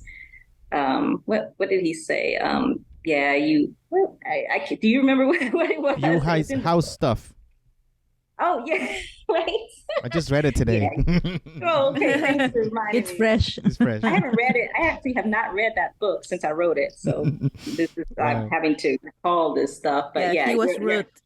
Yeah, he said, yeah, your house is stuff. And it was like, it was like he was bullying. Yeah, it was bullying. That's what it was like. His tone of voice was like someone who's bullying you. Right. And it made me mad because, you know, I was already kind of mad at him prior to that because I hadn't seen him in a long time. Last time I had seen him was, you know, when I wasn't like happy with him. So this was the first time that I had seen him since then, really. And I was really excited to see him. And so I was expecting it to be everything perfect again. And it was up until that point because he was looking great. You know, he was flirty and, you know, he was great. But then he said that, but it was more like someone who was under the influence of something, you know, that's what fueled that. And he saw the look on my face. He said, yeah, your house is stuff. I was like, what house? You know, house? I couldn't even believe he would accuse me of that because he knows that I liked him, not house. That really made me mad. And but he was saying it like he really believed it because he hadn't spoken to me in like many years. And so at that time, I felt that was why, because he actually thought that I was with his assistant. And the way he was saying it, I still to this day think that he thought that. And that's why he kind of like backed off. Maybe it's not true, but that for a long time, I was upset at House because I thought he had lied and, you know, said something to him to make him think that. And, you know, I don't know, maybe he did. I asked him and he was like, no, I didn't say anything. But you know how guys are. They talk among themselves. Yeah, exactly. And that's how they talk. Michael, when he was with guys, they would talk about women and not always in the nicest way, you know? So that came out and that he wouldn't have said something like that in the past because he was always a gentleman and polite and nice. So that kind of surprised me. And when I saw the way he was acting, it scared me and it made me sad. I left Neverland that day. Like I was happy for being there, but I was also sad because I felt like, you know, this isn't good. You know, something bad is going to happen. And I was right because if he had kept down that path, he couldn't have. It just was not. He was not on the right path. It wasn't good. But you know, as soon as he saw the look on my face after he said that, he snapped back into the Michael we all love. He was like, oh no, I'm just kidding. But he wasn't kidding, you know, he meant it. But, you know, and then he became nice Michael again. But that was, other than that, it was a really fun night. We were there, I was there till like midnight. We were drinking wine and playing arcade games with Aaron Carter, who has since passed away, and his brother Nick. Rodney Jerkins was there, Chris Tucker. We had fun, but it was the last time we had fun at Neverland because like not long after that is when the Orbizo allegations happened, and I ended up back at Neverland maybe 3 months later in December, because by that time he had been arrested just in a short. That was September, and by December, Everything had changed. Everything. We were back at Neverland, but the whole atmosphere and attitude of everyone was completely different than it was just 3 months prior. I mean, that was heartbreaking to see Michael, because here he was in September, this, bold and brash, confident man. And then 3 months later, he was a broken man. He was depressed, sad. He had probably lost at least like 25 pounds. Wow. He was so frail and just weak. And I had a private moment with him. They took me to him because he wanted to thank me for doing the Entertainment Tonight interview that I did when I supported him. Even though he didn't want me to do that. he was mad. I was afraid he was going to be mad when I did it. And he was. He wasn't happy that I did it. But at the same time, he thanked me for doing it. Whose idea was that interview? It was my idea. It was my idea. Yep. I was like, I have to do this because there were so many things on the news about him. And it reminded me of 1993, all the horrible things they were saying about him. And I was sitting there watching and I was like, that's not the Michael that I know. This is a lie. That's not true. He's not like that. And so I figured if someone who actually knew him, who was a woman, that he had been interested in, if I came out and said who he really was, hopefully it would, change some of the minds of the public, because it was bad. People were just saying the worst stuff. And I didn't think that was fair, because he wasn't able to express, as you said, Jason, he wasn't able to really express himself well enough to explain things so that people would understand, why he did certain things the way he did. And I was hoping that I could help that. And I hope I did. So he thanked me. At the time in the forums, the fans were saying that was the family's idea. Nope. That it was the family that talked to you and told him to go. Not at all. It was all me. I happen to know, because I am in the entertainment industry, so I knew a publicist who knew the people at Entertainment Tonight. So I called my friend and said, I want to go and on Entertainment Tonight and support Michael and tell them, what I know. And he was like, are you sure? I said, yes, I want to do it. And that's how no one knew. It was me. It was all me. It took a lot of courage to do it because Michael was alive and I knew he was going to see it. So I was like, hope he's not going to be mad at me, but I have to do this, So I'm happy that I did it because, he was really thankful when I saw him at Neverland, in December. He held my hand but he had tears in his eyes at the time. And I just said, stay strong, Michael. I'm here for you. I'll always love you. I found myself saying the exact words that I had said exactly 10 years earlier for the Chandler. I was like, this is surreal. Like, are we here? Are we really here again doing the same thing? And I was kind of mad. I was like, how did this happen again? But just to see Michael like that, his hands were like, very cold and just his hands weren't warm. It was just they were cold, and just everything about it. I just felt so sad. He was just he was broken, and it was awful. Wow. Didn't you tell him why you let this happen again? No, I did not say no. In fact, I didn't mention the allegations in that way. I just told him that I was there for him. I loved him. I would always be there. I said, I'll always be here for you, Michael. And I love you. And he said, I love you too. He told me he loved me. And I knew that meant something to him, because back in 93 with the Chandler allegations, the first time I told him I loved him was when that was happening. That first time he called, after the allegations happened, I told him I loved him for the first time. And it made him feel so good. It was like when I said, I love you, Michael, he was just so happy and relieved back in 93, because he didn't know who was supporting him. He didn't know if I had deserted him, like the public, he did not know who was on his side or who had deserted him. And when he heard me say that I loved him, it was just like a relief for him. And from that moment on is when he really, we really started being really good friends, because he saw that I was loyal. and that I loved him unconditionally. And after that, he would tell me he loved me at the end of every conversation. That's how that started, us saying I love you to each other, or I would say I miss you, those sort of things. And he liked hearing that. And of course, at first, when I first said I love you, I was nervous. I was like, what if I get fired for telling Michael Jackson I love him? I did not know what the reaction was going to be, because you're not really supposed to talk to clients in that manner when you're the receptionist. That's right. You're not really supposed to say anything too personal. You're just supposed to transfer the call, and that's it. But I went out on a limb because I felt I just had to do something. And I was glad I did that, because it started, us telling each other that we loved each other. And so 10 years later, when this happened again, I knew that he wanted to hear that from me. And again, he was just very relieved. He told me he loved me. And so, yeah, it meant a lot to him. And I'm happy I was able to do that. Awesome. I say that because as fans, we were like I was sad for the things that happened to him, but at the same time, I was angry.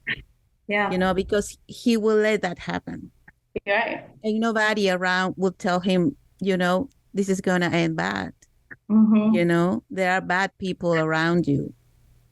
And it was obvious. It's not like these people seem like angels. They, I didn't meet the Arvizos, but there were other people around like the Arvizos that he had around too. And because a lot of those kids, like boys, when they're that age, they're like rambunctious. They're not angels. They're annoying, actually. I hated it when all the kids were around, because they can be annoying at that age. Mm-hmm. But he loved it because, I guess boys like hanging with each other and playing video games and joking about girls and stuff like that. And as a girl, I couldn't understand it.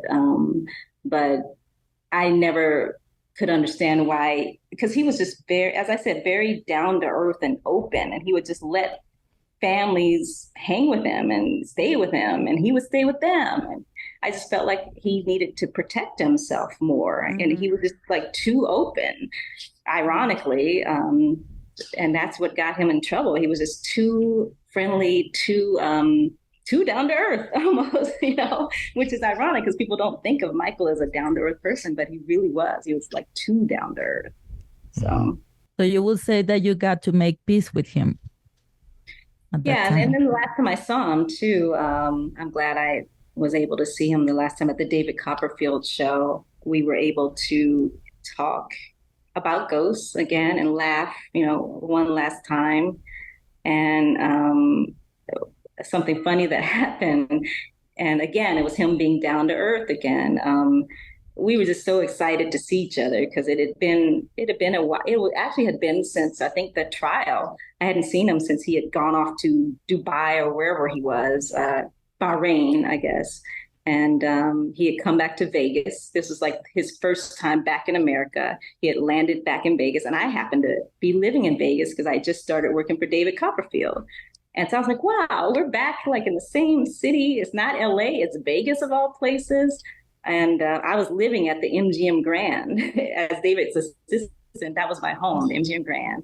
And so Michael comes, it was New Year's Eve. And it was just like old times. He was back like staring at me like he used to. And I was like, oh, it's just, when you have someone that you love or you once loved, or even if it's just your fan and it's Michael Jackson and he's looking at you in this way, it makes you feel so good. And of course, and I was older. I was probably, what was that, 2006? I was probably like 37, like older at this point. And the first thing he said to me was, you still look good, or something like that. You still look good. And that made me feel good. So he still had game, he still had that game. He knew exactly what to say. And so it made me feel good. And then, and so then we were all excited, and he asked if I could take him to the bathroom. So I was like, yeah, come on. So I was going to take him to David's dressing room, which had a private bathroom in there. So I was like, yeah, follow me. Come on, let's go. And so we were backstage, and his bodyguard, this guy named Bashir, not Martin Bashir, but he had a bodyguard named Bashir. Mm-hmm. And he yelled at us. He said, no one goes anywhere until I say so. Because I guess he had to scope out the place to make sure it was safe. And I'm like, this is a magic show. Like, there's not gonna be any fans back here. We're good, because we had our own security, David Copperfield. But this Bashir was like being very, overbearing and just trying to control Michael. Told Michael he couldn't go to the bathroom unless he, scoped out the place first. So Bashir yelled at me and Michael. He was like, no, you guys can't go. And Michael and I looked at each other and Michael started giggling like, can you believe he's telling me that? He didn't say that, but he looked at me like that.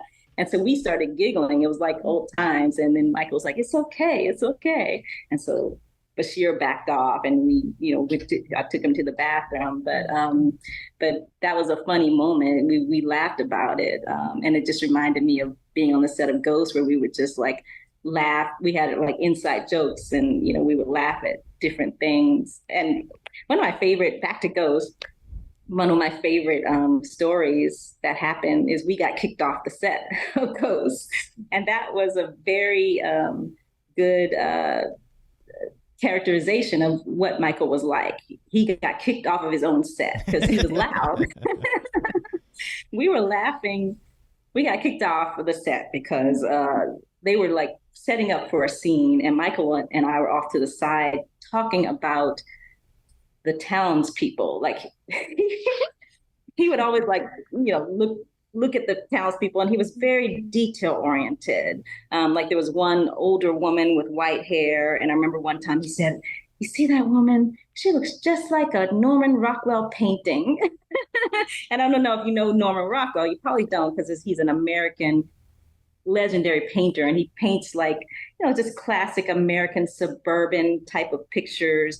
And the older woman in Ghost, she just looked like a nice grandma with the white hair, and she reminded him of a Norman Rockwell painting. So that's how artistic he was. He could just see art in people. And so this particular time we were, I think there was another extra, and she was 12, but he thought she was like 18 because she looked older than her age. And I was saying, no, she's 12. He said, no, she's not. I said, yes, she is. And he said, no, she's not. I said, she is. I promise she is. And so I think that's what we were talking about. And we started laughing really loud. And Stan Winston like marched over to us and said, guys, we're trying to film a movie here. Will you be quiet? Just get off of the set. And so Michael and I looked at each other, and we were so embarrassed. We didn't realize that we were being that loud, but that's how it was when you were with him, because he would just make you laugh, and you would just get lost in him and what you were talking about. Yeah, you forgot that anything else was going on around you. And he forgot too. He was just being himself. And I think he forgot that he was supposed to not be loud and, be the Michael Jackson that the public knows. But, we were just being kind of rowdy. And so then we just walked off of the set. He didn't protest anything. He didn't have an ego on that set. We walked right off the set and continued our conversation. So, and that reminded me of what happened the last time I saw him, because here was this other authority figure, the bodyguard, yelling at us, that we couldn't do something. And it was just like old times. And he hadn't changed. He was still the same Michael. The same. Yeah. Oh, so cool. Those bodyguards, I think, were the people of the Nation of Islam that. Yeah. Yeah. Mm-hmm. Yep. People says that he didn't have any control himself anymore, that people was like forced on him at the time. It's sad to me. It is. He did. He kind of, I think he didn't care as much anymore. And in the end, like after that happened, like the final days, months, we knew that something bad was going to happen. I knew that he would never set foot on that stage to do even one show, let alone 50. He wasn't going to do one show. Because I had been there in 1993 when he had gone through all the Chandler stuff, and emotionally, he just could not perform. That's why they canceled the Dangerous tour, that leg. And I knew that after a whole trial and he was older now and had been through like so much more, I knew he just emotionally could not do a tour. And I couldn't believe that the people around him couldn't see that too.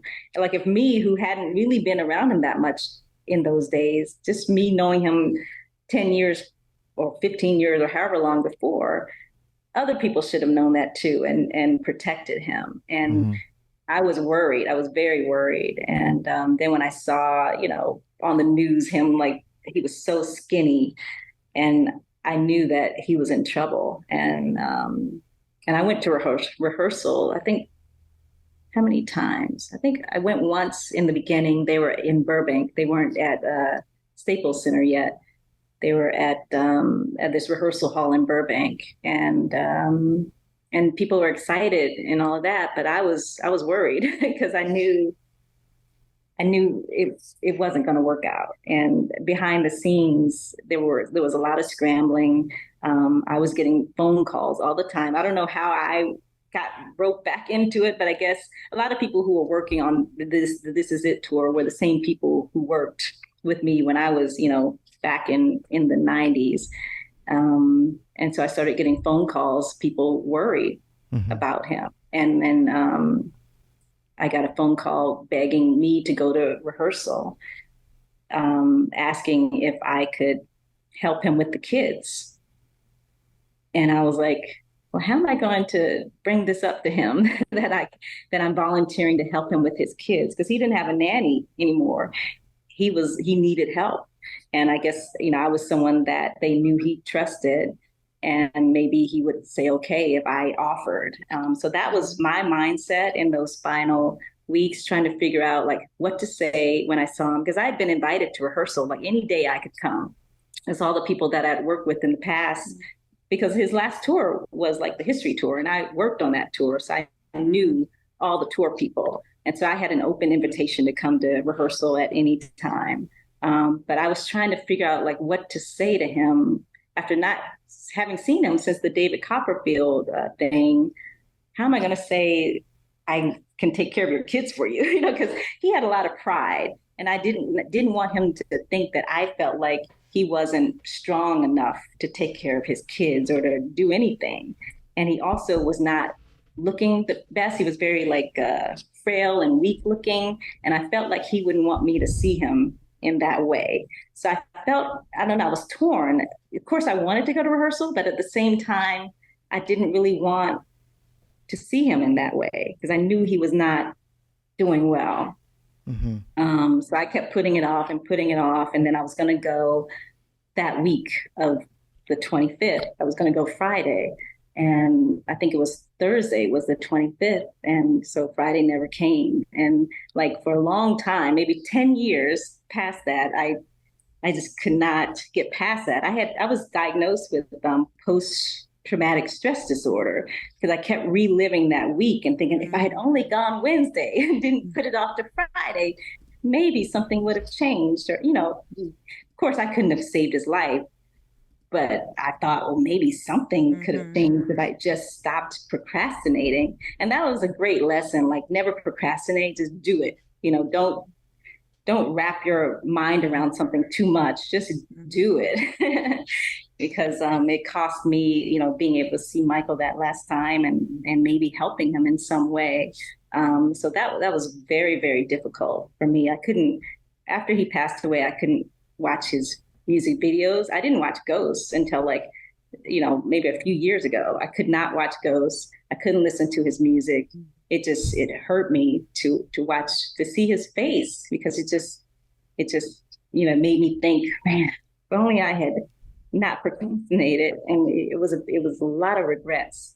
But I think, some lessons were learned from there to not procrastinate and just, if people are telling you to do something, do it. It's for a reason. So I was being brought back in to this for a reason. For some reason, people picked me to go save him, basically. And I don't know what held me back. I guess it wasn't meant to be, but, I don't know what would have been different if I had just listened to them. it was a train wreck. I don't think nobody could stop that. Nobody could do that.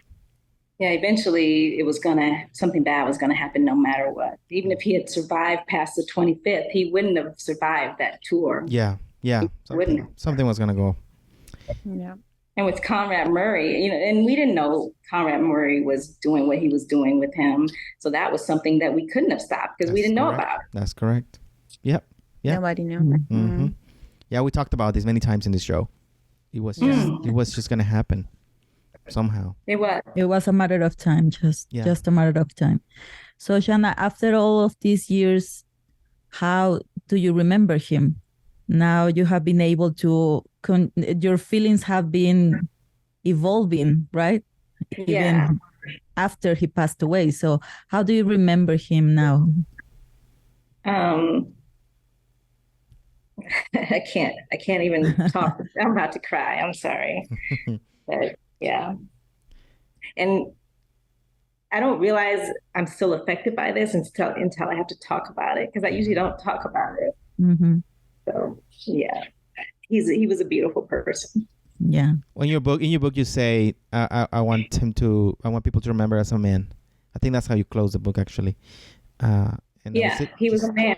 He was a man. That's what he was. He was a man, and people have forgotten that. He's in the press. He's this. He's that. Wacko Jack and all this crazy stuff, and that is not who he was. He was just a human being with immense talent, and he was touched by God to heal the world. He really was. Yeah. If you were around him, you could feel it. He was magic. He was magical. There was no one like him, and there never will be. And he was complex. It wasn't black or white. It was complex. You had to figure him out, and you had to understand him in order to really love him unconditionally, because at his core, he was just a beautiful, beautiful human being. And there will never be anyone like Michael again. And that's sad, because the world needs Michael right now. And so I'll remember him as just Michael. I don't remember him as the king of pop. I don't remember him as, this person on stage. I remember, the private times we shared, the things we laughed about, the real Michael. And that's how I wish the public could remember him. Mm-hmm. And that's why I wrote the book, so that people would know the Michael that I knew and loved. Yeah. And we thank you. And we see others doing the same as well, writing books like that. Like the teacher did it as well, because she felt, I think, kind of like you. Like, I just want to tell people my story. And the same thing she told us, because we interviewed her as well.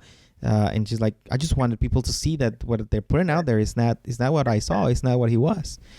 And we're very glad that you guys are doing that coming out slowly, but everybody's coming out with their stories and more and more.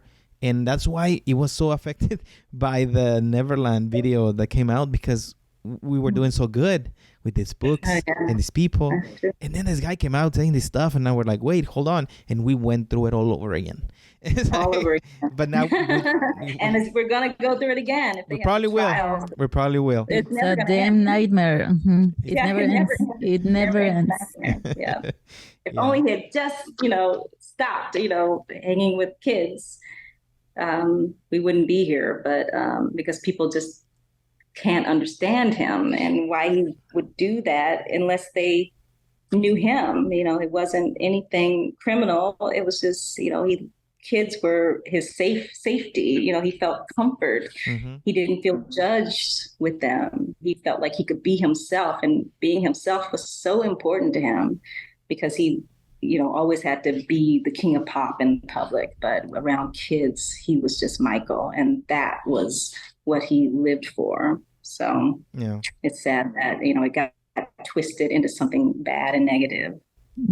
I think this can be the closure for the show. So we really, really, really thank you, Shana, for this time and for these wonderful, wonderful experiences that you can share with us. We are really honored to have you here. And we love that people like you take the time and take the energy to let the world see the real Michael. we all love the king of pop and we all love the artist, but we love the man the most. So we thank you and we appreciate your time, your energy, and all your memories that you can share with us. Thank you so much. And thank you. It's been my pleasure. We recommend, obviously, to everybody who stayed to the end of this interview to go ahead and get the book in either audio or the audiobook. Yeah, and so you can hear her from her own voice. So you can practice the English. Also. Right. That's a good way. Yeah. I have to say that at the time when people was, were criticizing and everything, I was like, she sounds so centered in the Facebook. But now she's writing, a book about private things and stuff. And I was like, it doesn't make sense. Why? Because she doesn't sound like, these shallow people who tell things. But when you read the book, you understand. Thank you. And that's exactly why you did it, because you wanted people to know the real person that was behind him. Yes. So exactly. I like the book a lot. Thank you. I appreciate that. Yeah. Yeah. Thank you. Yeah, that's nice. Okie dokie. I have a question, but I don't know if I should ask it. Maybe just for me, because I'm curious. But when I tell people, because I don't tell people most about Michael. Because I have this podcast, but I don't tell many people about it. It's another face of Jason. Exactly. Yeah. The other personality. I'm Batman. I have this other personality. And but when I tell somebody, the first thing they ask me two things, whether he did it or not, and if he was gay or not. And both, I always, even though I know the answers, I just don't. It shocks me that people ask me those questions. And what would you say when they say that if he's gay or not? Do the people ask you that as well, or no? Is he gay? No. They don't ask you. They used to say gay. They don't say gay anymore. It's the little boys. They don't think they go for gay. that one. Yeah.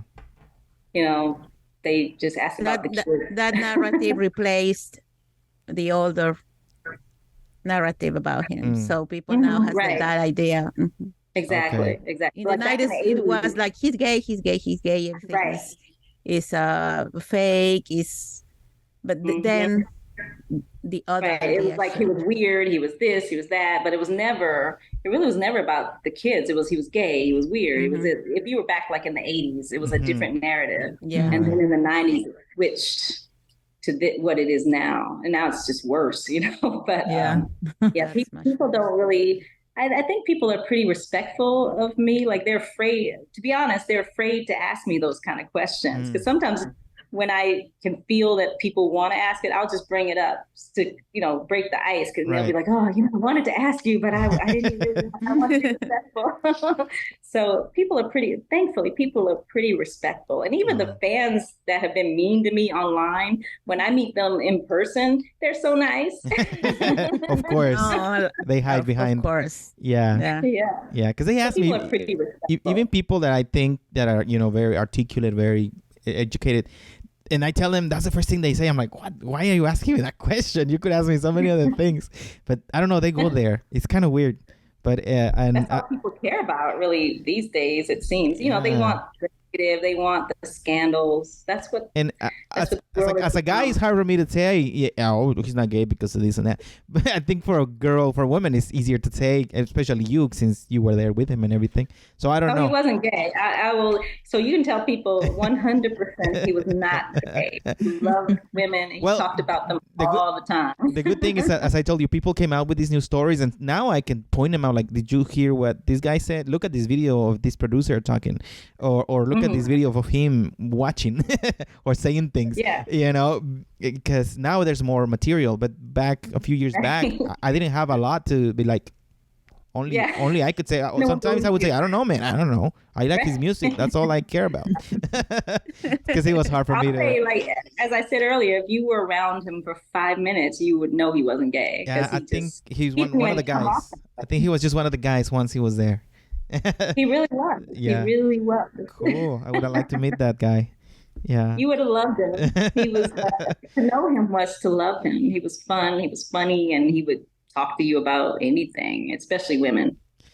And you know, when I was in high school, I had an issue because I was very immature. So I had these girls I liked, but they would say that, like, Jason, you are great, but you're like a child, and so they wouldn't date me because of that. So you saying that he was like a child a lot, how would you actually like him then? Or there was so much stuff. I don't know. I don't understand, because I always had that issue until now, and I don't have that issue anymore. I wouldn't say that was one of the things I liked about his person. You know, like when you're a woman, you don't want someone that's acting like a child. You're like, stop, just be mature. Stop being so immature. Correct. So yeah, I wasn't into video games. He was, so those are some things that you don't think about when you're just seeing him from afar.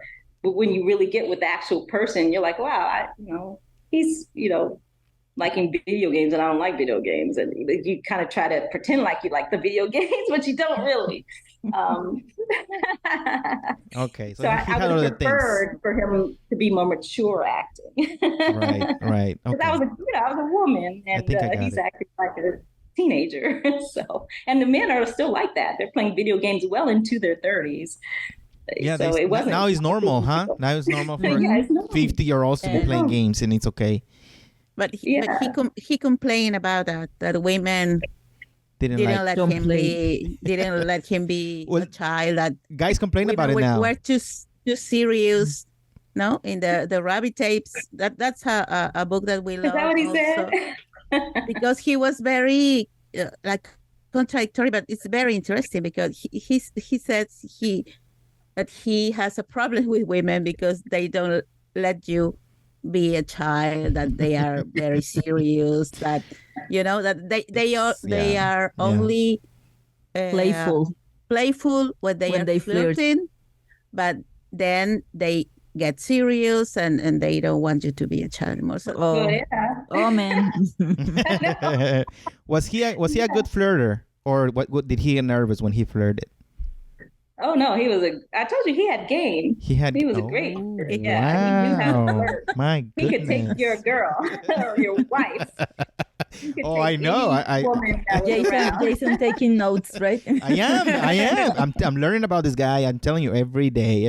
This podcast. I did not start this podcast for this. I started it for the music and for the news. And somehow, 89 episodes later, we have not talked about music once. We don't talk about music anymore. It's like, what happened? But I love it. This podcast has evolved, and I've learned a lot, and I like it. I like it every day. Every episode is better. It's gone down the gutter. We did. It's crazy. Our podcast has evolved. He was very, very charming. I think that was one of his main great traits. He was extremely charming. He could charm anybody if he wanted to, or he could, just like ice you out and not like be responsive. He could pick and choose like who he was to different people, and if he wanted to charm you, he certainly would. And it wasn't just women. Like I saw grown men just like falling to pieces. Like, oh my God, it's Michael Jackson. And we talked to them. Love them. We have talked to them here in this show. They tell us things and like, what? Yeah. You did that? Like, yeah. Like, wow, this guy's crazy. But I always do. I suppose I'm just supposing here that your favorite album is Dangerous, right? You're absolutely right. Yeah. So. That was the question I had. Which one is your favorite album? There you go. Yeah. I did not, even though I was still there during the time, I didn't really like the History album because of what we talked about earlier. A lot of the songs were about the allegations or like the press. Angry and angry. Yeah. Mm-hmm. I like, Sexy in the Closet or Give In to Me. Those are my favorite. I just love the whole Dangerous album. To me, it's a masterpiece.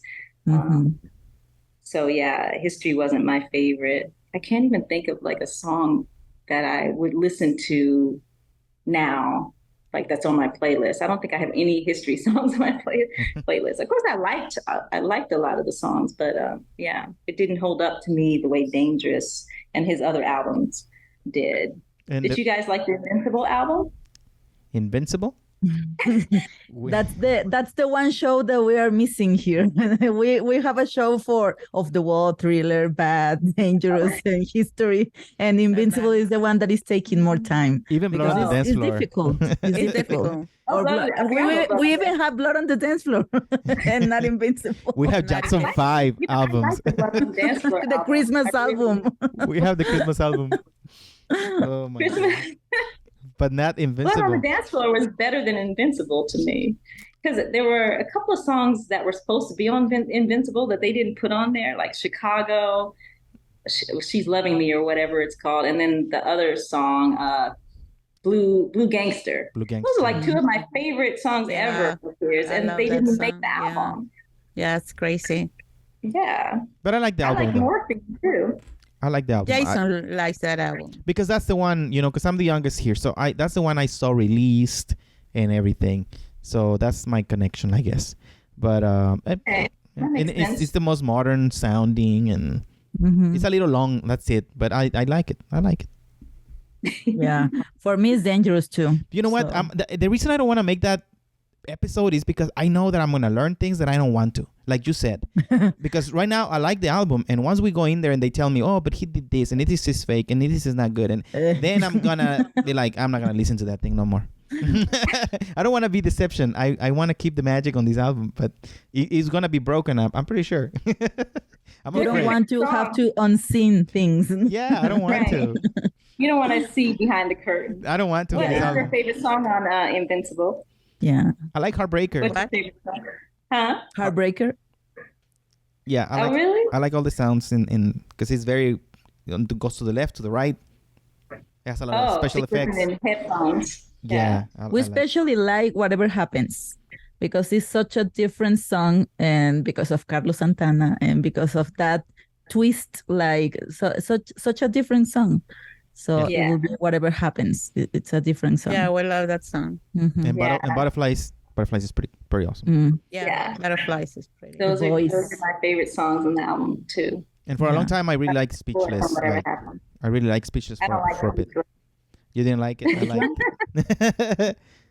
I really don't like. I didn't like the cappella part, but I like the whole other section. Yeah. Mm.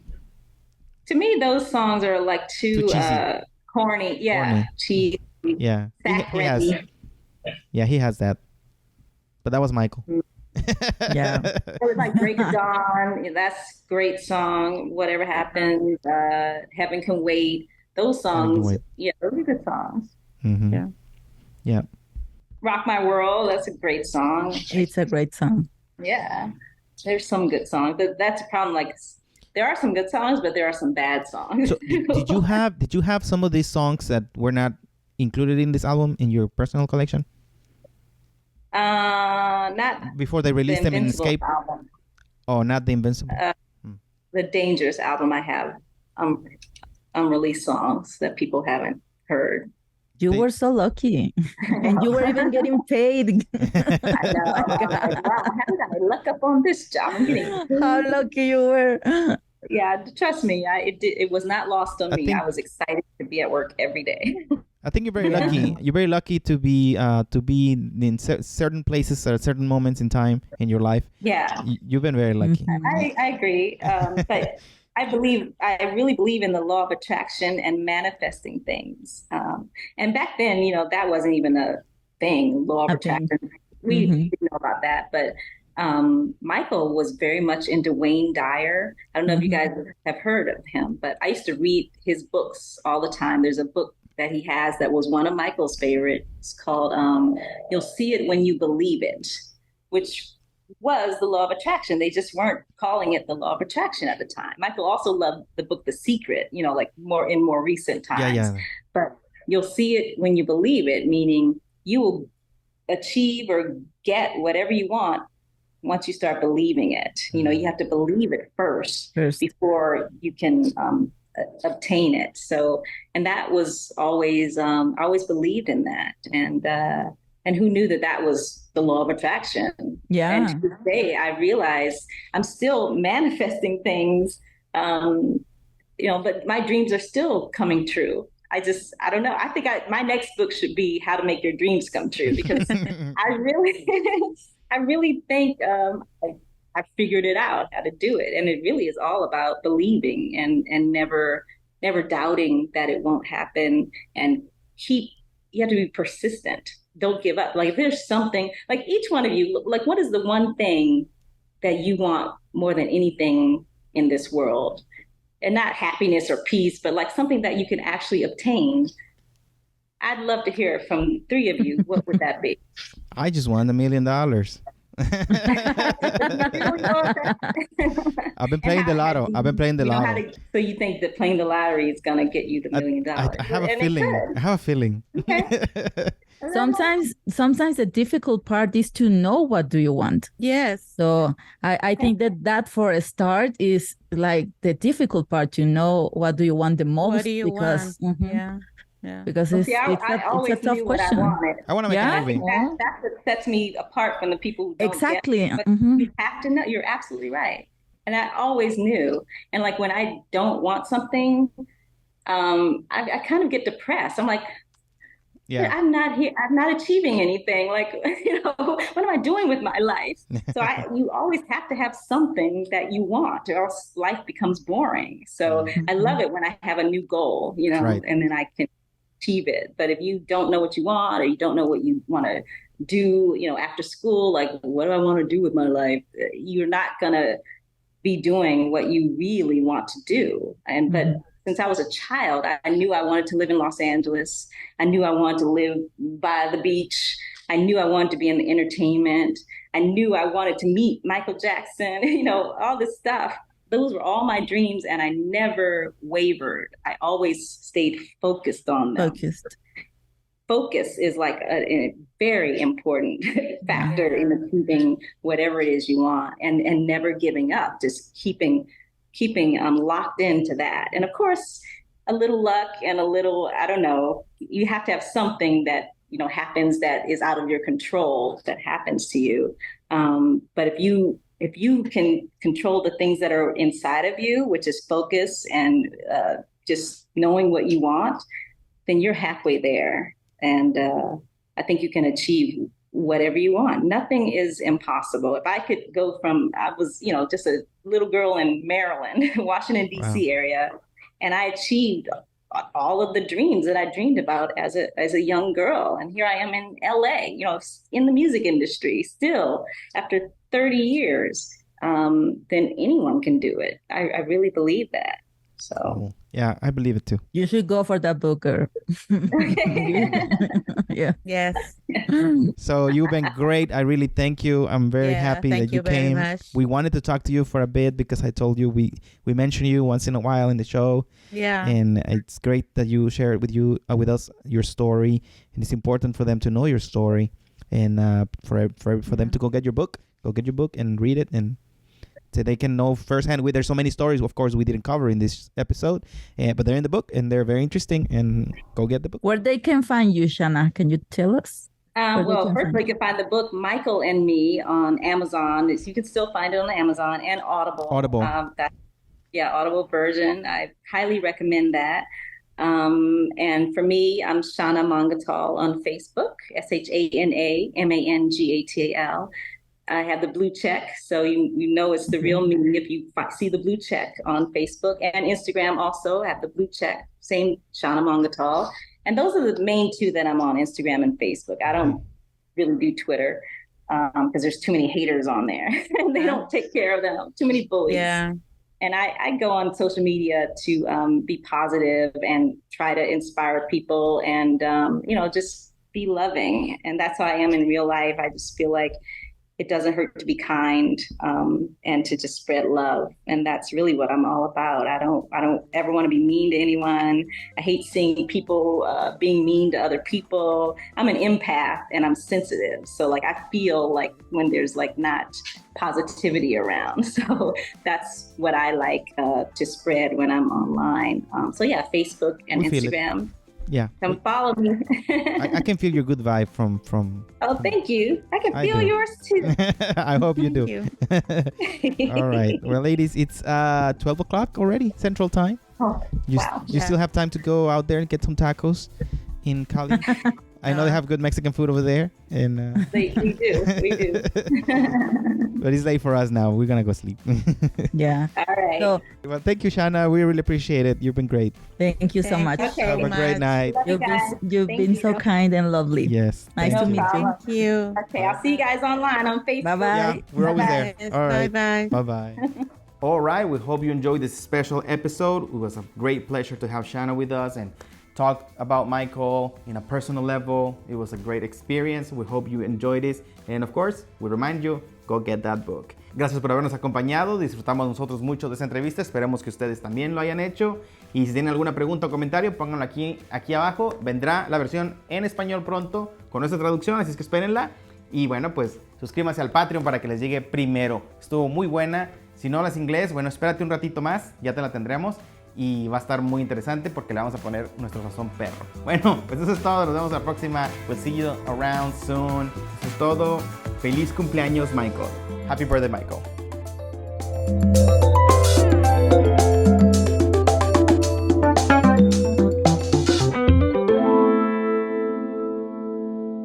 Jason, no te vas a quitar eso. They don't want me to have my mustache. Thank you. Do you think I should take it off? Look, now I take it Your off. mustache? Yeah, now it's gone. But I look That was real. I look too young, right? I look too young. I don't. Oh my gosh. I'm trying on this field. I could do just the mustache, just like that. I mean, That looks so real. Elisa, Jason's father. I like it. Yeah, I'm Yeah, I like that I'm mustache. Mexican. I should have a mustache. Now you look Oh, Mexican. you look Yeah. Jason Mercury. Jason Mercury. All right, let's stop fooling around. Yeah.